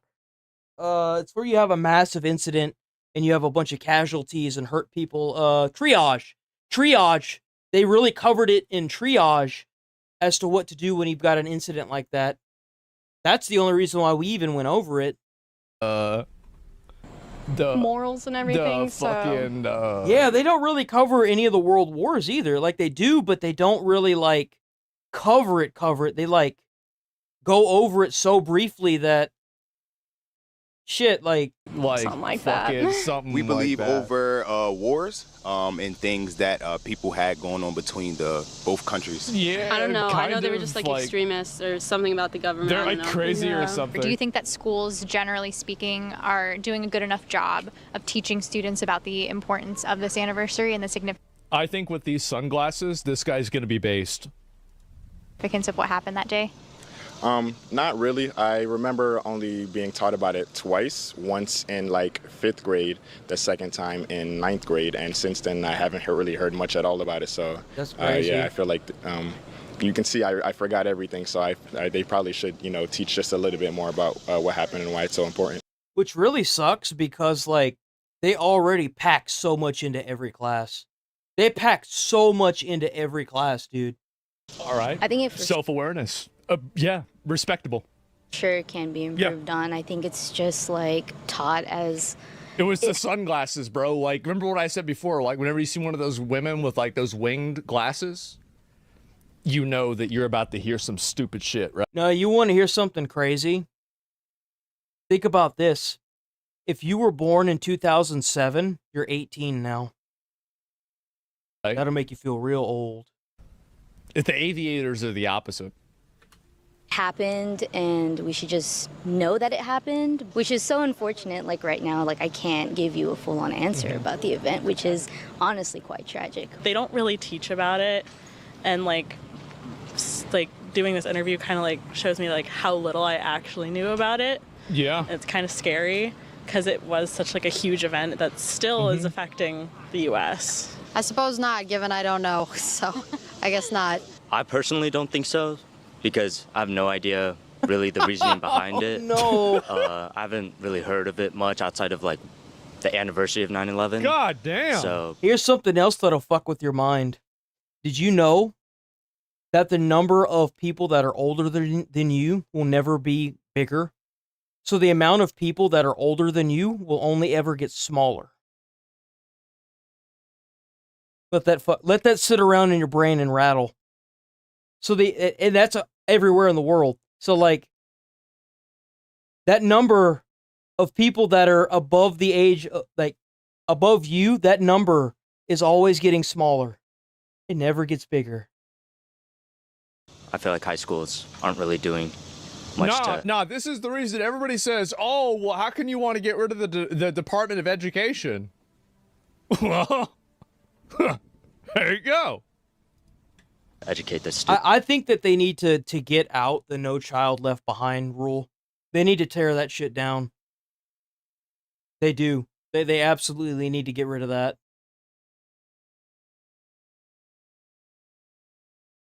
100%. I kind of think there's a big issue of it becoming like moral panic in a way to marginalize a group of people. I don't believe so. Thank God they cut her off. We are currently too focused about the political correctness. Fucking base. I'm gonna use the bathroom. Be back. Oh.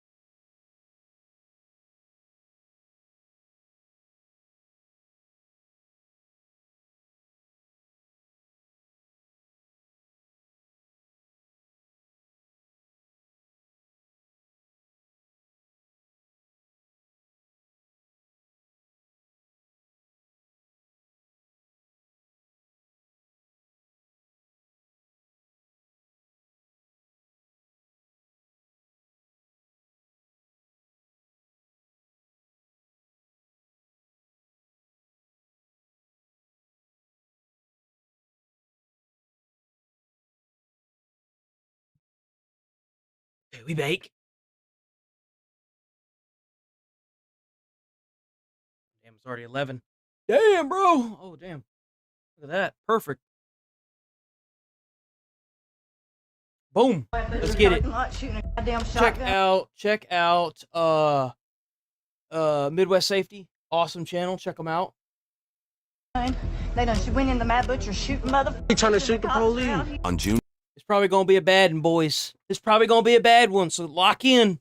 21st, 2024, officers with Cops hunt down Arkansas mass killer. multiple departments in Fordyce, Arkansas received a 911 call about an active shooter at a grocery store. Moments later, officers encountered the gunman.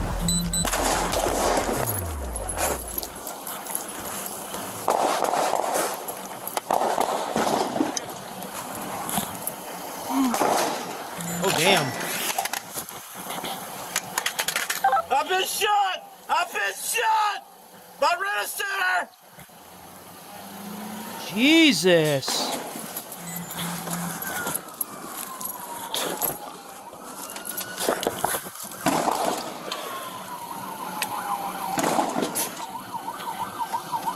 Ooh, we gotta be careful with how much we show.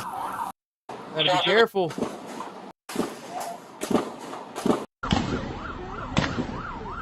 God damn!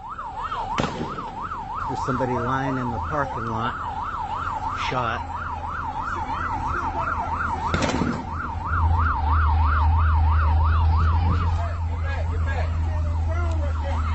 Jesus!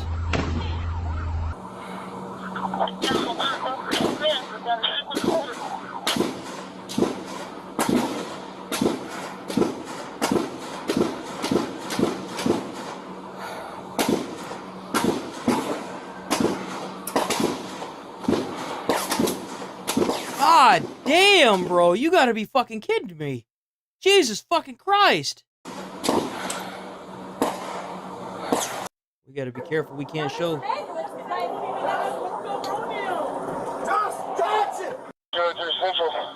It went up to 90 shots. In your arm?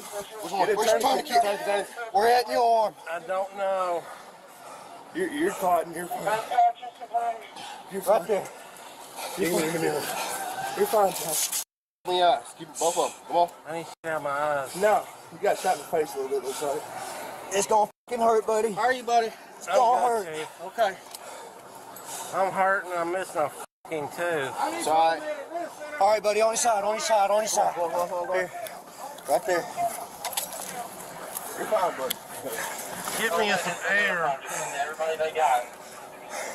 Is that the only place you think you're hit? That's the only place I don't hit. Ah, damn, bro. Yeah. I can only see one. Okay. That's crazy.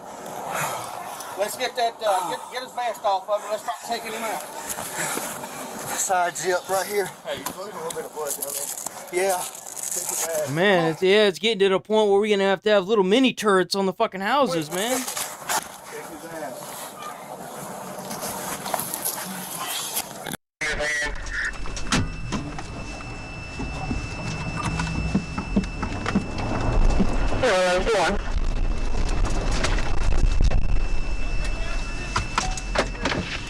Hey, we need to take a wounded. One of our guys is hit. Okay. Can you transport an officer to the hospital? Yeah. Go get him over here. Well, where's the hospital at? Liver dive, bro. Let's go. Who's in this car? I'll get him with it. 304 to 101. Do y'all need help? Fight! Somebody else has got a gun! I don't know what happened. I just got. I've been shot. Yeah, but we're here at the hospital. We got him on a stretcher. He's going into the hospital. A white man come in shooting, and he done shot several people.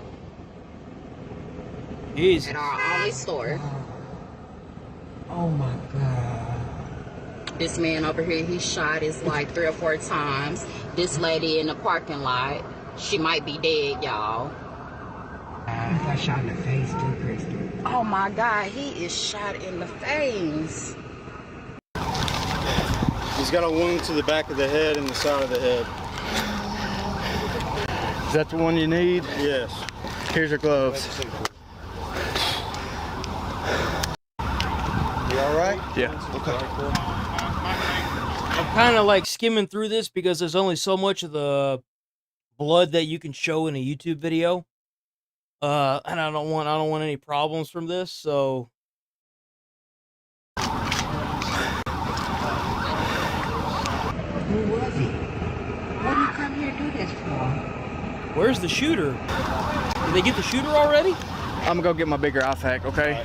Y'all need more than that? Maybe. Man, they got this guy out here in a fucking in a fucking vest and in a shirt, barely wearing a shirt. Bro was just in the vicinity and heard things going bad. I'm gonna go get my bigger. Why can't they put him on a stretcher? Come here. Another update.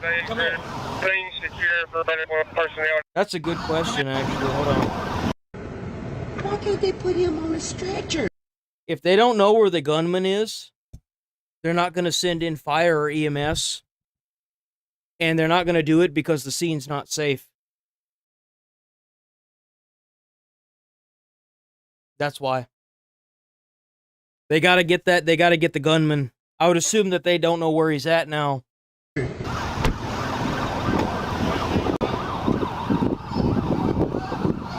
here. Another update. Clean, secure for medical personnel to go inside. 225. 488 Little Rock.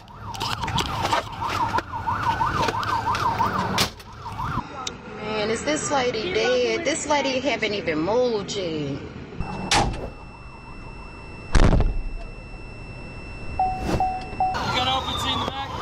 Yeah. Father of potential victim. 488 Little Rock. See my daughter?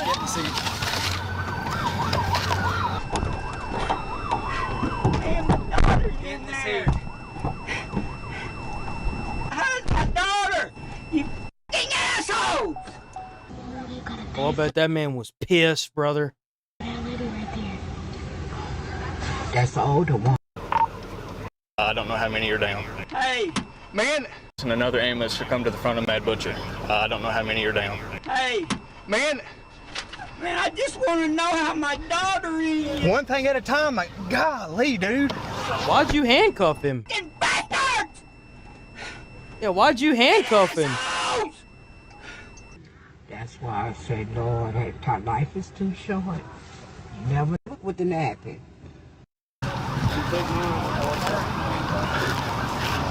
So he must still be inside of the store. Oh my God. We're gonna need some help over there.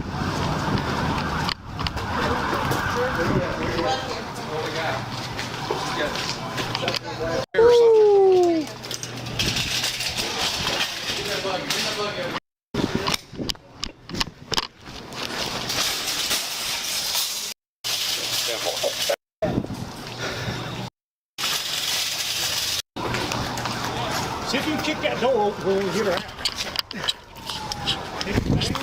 It's gummed up with glass.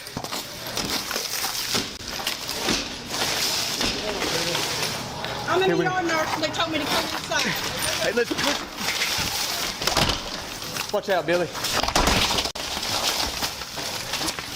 Watch out. If you don't know, those doors are meant to do that. They do have to be replaced once you do that to those doors, but they are meant to swing open and close. Those are the automatic doors that you walk into, and they open up automatically, right? They either open this way or they open like that. They're meant to do that for that reason right there. It's by law they're required to do that in case the power goes out or something happens. Billy.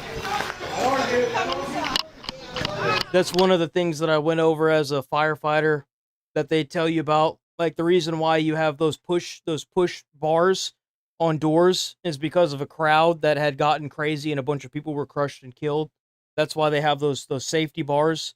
Like, if you back up into it and you push it with your back, it'll automatically open.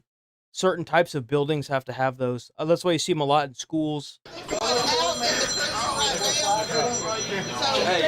air ambulance coming? It's like for buildings that have certain, how the building is, first and foremost, how the building is, how it's made, and the occupancy determine the kind of doors they're allowed to have. I got this. Here, one. Come on, two. Here, I'll get over. Let's go. The one in the parking lot, heaven right now is all I know. Oh, man, I'm sorry. I wouldn't have done that in any other circumstance, man. I'm just worried about my daughter. Is my only kid. That was a female. Come on. This is the next one. That's it. Yeah. Hey, you know if Sheila's all right? Huh? You know if Sheila's all right? I have no idea. I don't know about anybody. Please come let me out. Who's that? 1, 2. 4, 6. Ooh, this is a badass incident.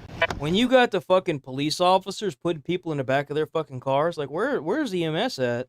What the hell's going on here? The fuck is EMS? Hey, man. This is either a podunk town that has little to no EMS, or there is a lot going on and they don't know how to direct people. Please, hey, man, hey! Hey! I'll be 98 from the hospital in Fordyce. Go back over here and check on the scene. Everybody's getting I kind of feel bad for that guy, dude. He is panicked. Like, he's just trying to figure out what's going on. Trying to figure out where his kid is, bro. I'd be doing the same shit. I'd be breaking out that fucking car. Bro, let me find out. I'd be busting out of that motherfucking car. I wouldn't give a fuck. I don't know why the hell they handcuffed that man. Why the hell they handcuff him? That's irritating. I'll take a lap.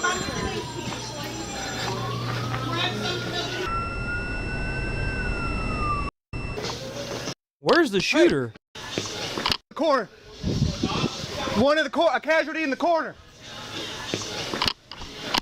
Oh shit. No. To my knowledge, anyway. Has this been cleared? No. To my knowledge, anyway. Highway police! Sheriff's officer, show yourself! Police department! Thanks, out! Clear. Clear. That's a tall ass guy right there, man. Sheriff's office! Ready to go. Come up to Sheila. It's okay. You're okay. You're okay. You're okay. Hey. Come on.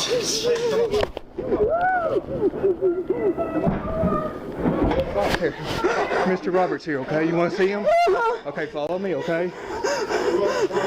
We'll get you to him. I gotta pull my gun now, okay? Miss Sheila, where are you?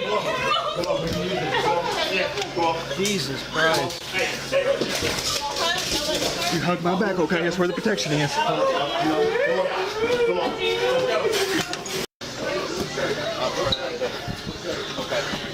Billy!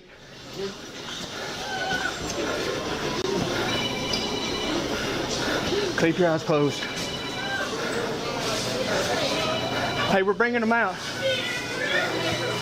Bringing them out. They've been in that cooler. Hey, Mike, where's my... We got one back there in the corner. To my right, to my right. Okay, EMS has responded and all that good stuff, right? Yes, they're still escorting people out of this store, so the shooting part is over. It's response now. Yes, clean up. Awesome. Miss Sheila, can you hear me? Right here. Here's Robert. Okay? Here he is. He's in that cooler.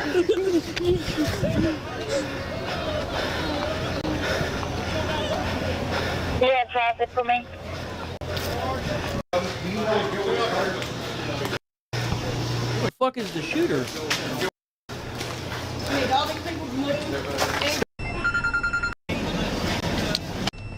Can you loosen these cuffs a little bit? And there's my only kid, man. I wouldn't have never done that if it hadn't been for these circumstances. Please loosen these up so I can... My family's calling me to see what's going on. Please, Who the fuck is man. this? Is he the shooter? I'm fine. I won't do nothing else. I'm fine.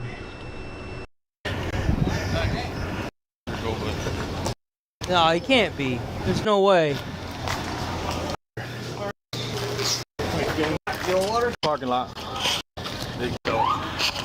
If he comes this way, do not let him in the store. All right, Shaw, you heard that? David's about to go tell him because they're family. Do not let him dead in the back. David's about to go tell him because they're family. Do not let him in the corner. The black shirt, you got that in the middle. So. Find Royce. He needs to move his truck. Okay. They're going to have to take pictures. We can't move. No, yeah, I'm gonna go grab mine. Okay, I've heard you the 500 times, man. Cuffs up here. You'll have to talk to Jordan about it. Go ahead, brother. Miss Betty, are you okay? Yeah.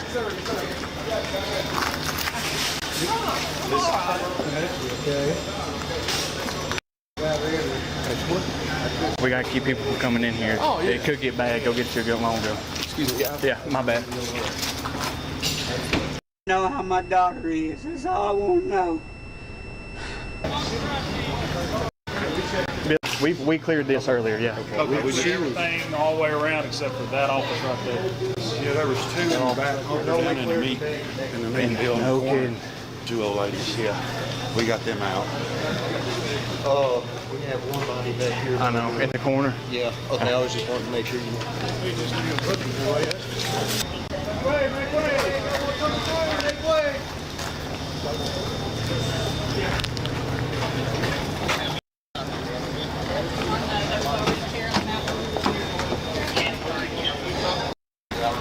Casualties. I know how you can shoot. Car.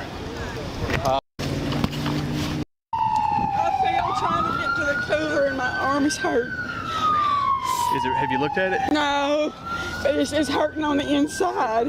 Right here? All I think you around hit in right here. Yeah, did you see that? I'm scared. Hello? You say it. I don't know who your daughter is, or what she looks like, or even where she is. She's got long, kind of grayish hair. I'm bleeding. These cuffs have got me bleeding back here. Can you loosen them a little bit? Jordan. The tall, skinny deputy running around.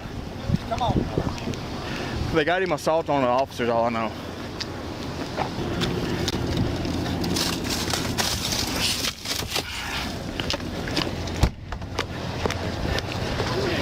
You can get some ice on your shoulder. Yeah. And he taking me to jail? Yeah. Oh, man.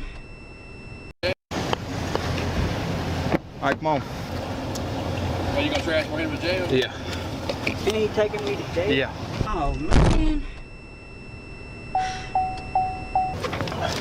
This shit's so irritating. I'm transporting right now. Okay. All right. Who is this? I don't know. And my daughter was in there, and He's got assaulting an officer and something else. What about the one behind you? Are you transporting one as well? I really want to know how my daughter is, man. My only kid. Wrong.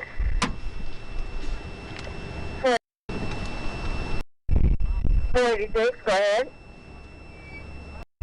This is a cop. Apparently, none of these deputies know this guy or anything like that, and apparently he went in there. Apparently 4 or 5 people got shot. That officer got shot. I think his name was Ryan. Ryan Johnson. I think so. Mom's name Brenda or something like that. I don't know there anymore. Okay, and then they put this guy in the back of Oliver's car. Apparently he got into a fight with a cop up there, so one of the deputies or something. So we're here at the jail. I'm gonna go help him get. I ain't never been in jail before in my life. Be in there too, wouldn't you?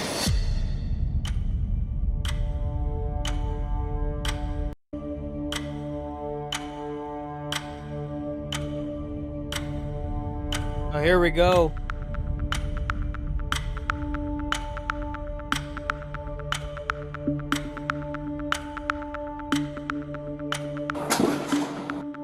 Holy shit.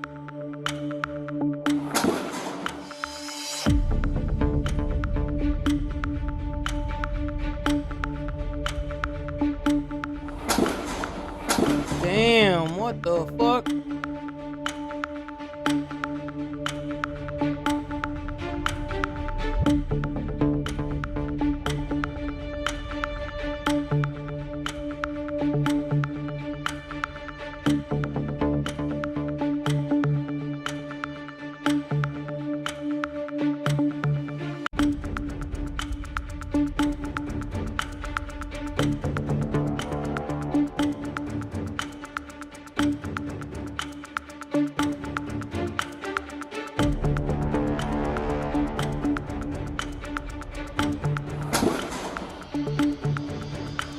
Did he ever actually enter the store? No, he did.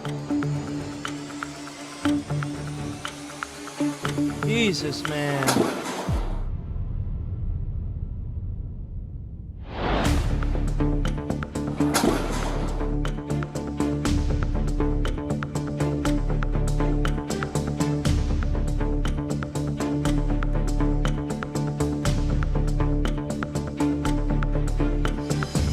Bro, you just let him do that? You didn't say nothing to that man? Could have got him out of there. Fucking bitch roached out, man. Jesus. So did they actually get this piece of shit?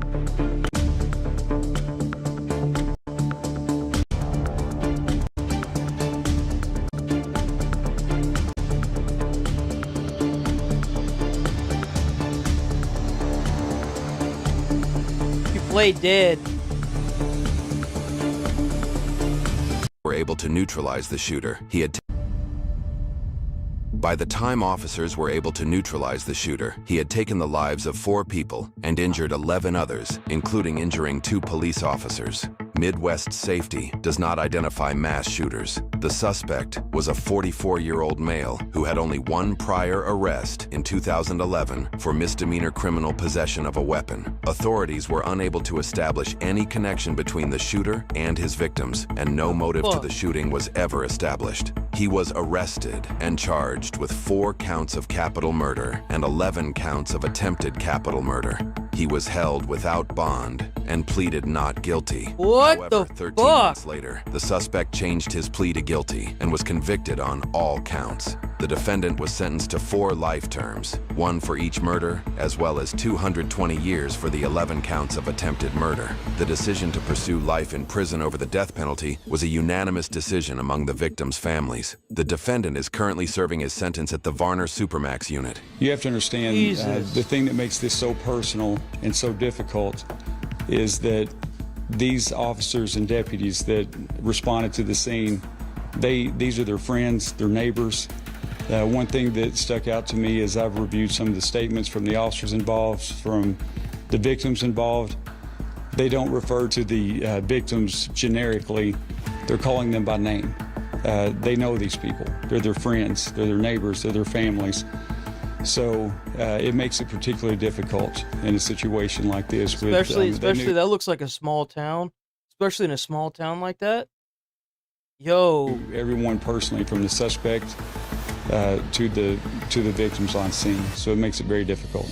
Now, when bullets rip through a place of peace, there's no time for hesitation. The difference between survival and strategy often comes down to training, instinct, and the courage of a few ordinary people who refuse to freeze in the face of terror. Now, for law enforcement, this reality is non-negotiable. Staying sharp on active shooter training isn't optional. It's life or death. And sadly, officers were not immune from the danger here. 2 were shot and wounded while dealing with the threat. And that's what separates training from theory, because in the horror of an active shooter... So he ended up getting away from all that, and he was out, like, running around and stuff. That's terrifying that they weren't able to neutralize that fuck. Like, I get that it's a small town and all, but man, that is some spooky shit right there. I guess he went home and started drinking a 6-pack, and I'd imagine that's where they got him, huh? I mean, they actually arrested him and put him in jail, which is fantastic, but... The ones with the badge and a gun. That is just mind-blowing, dude. Holy crap.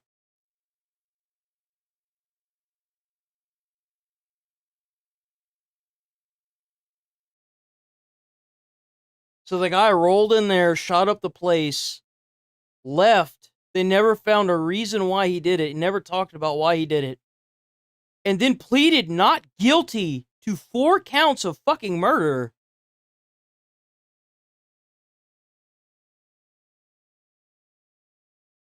Oh, no, for sure. I mean, obviously, there's no way you would be able to, like, know what the hell's going on until you got there.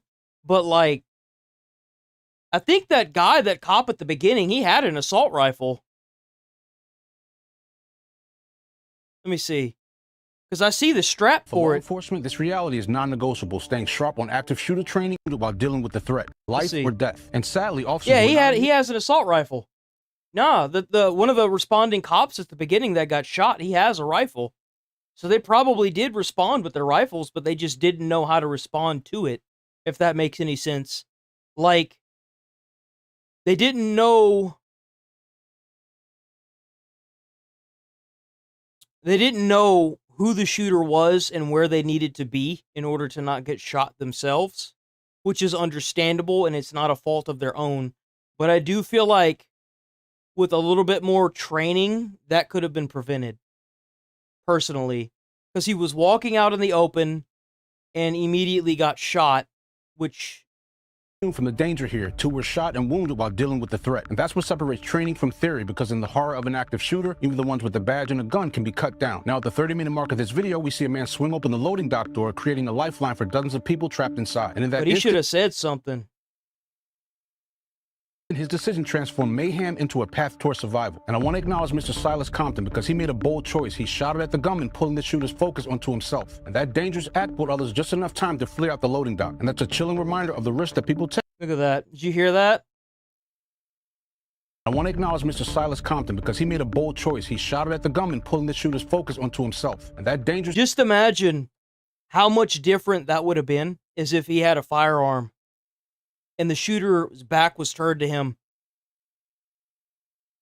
Think about how much different that would have been if that man, instead of having a cell phone in his hand, he had Silas a gun. Compton because he made a bold choice. And he shot fired, the shot, and gunman, killed pulling that the shooter. focus onto himself. See? That's one of the reasons why I always carry. I always fucking carry. When I leave this apartment, when I always left the house that I stayed at, I always carried. I did not give a fuck. I always carry.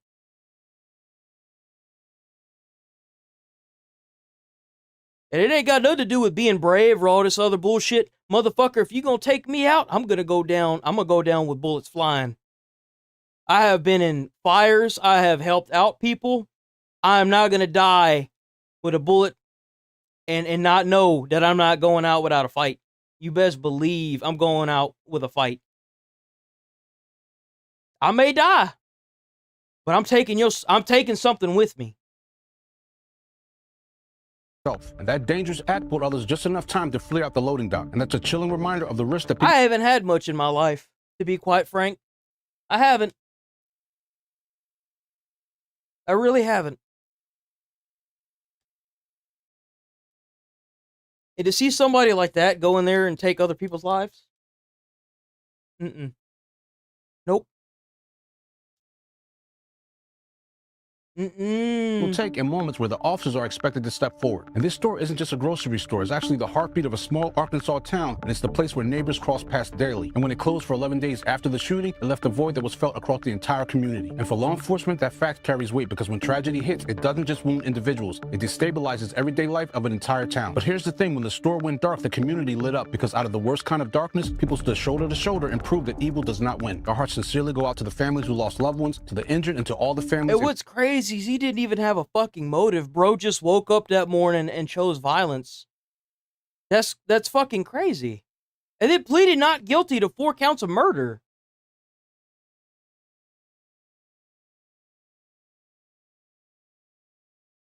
That's fucking awful.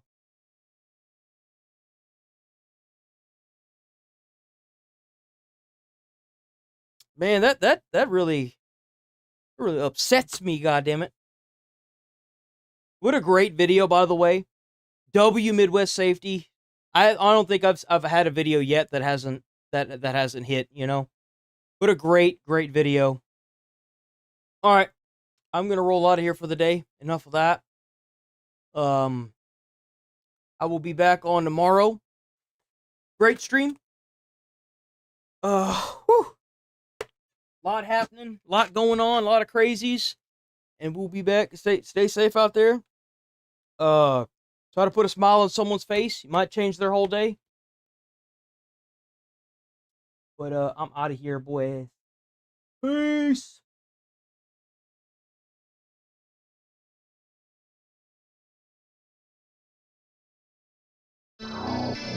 I know tomorrow's already Wednesday, bro. Crazy.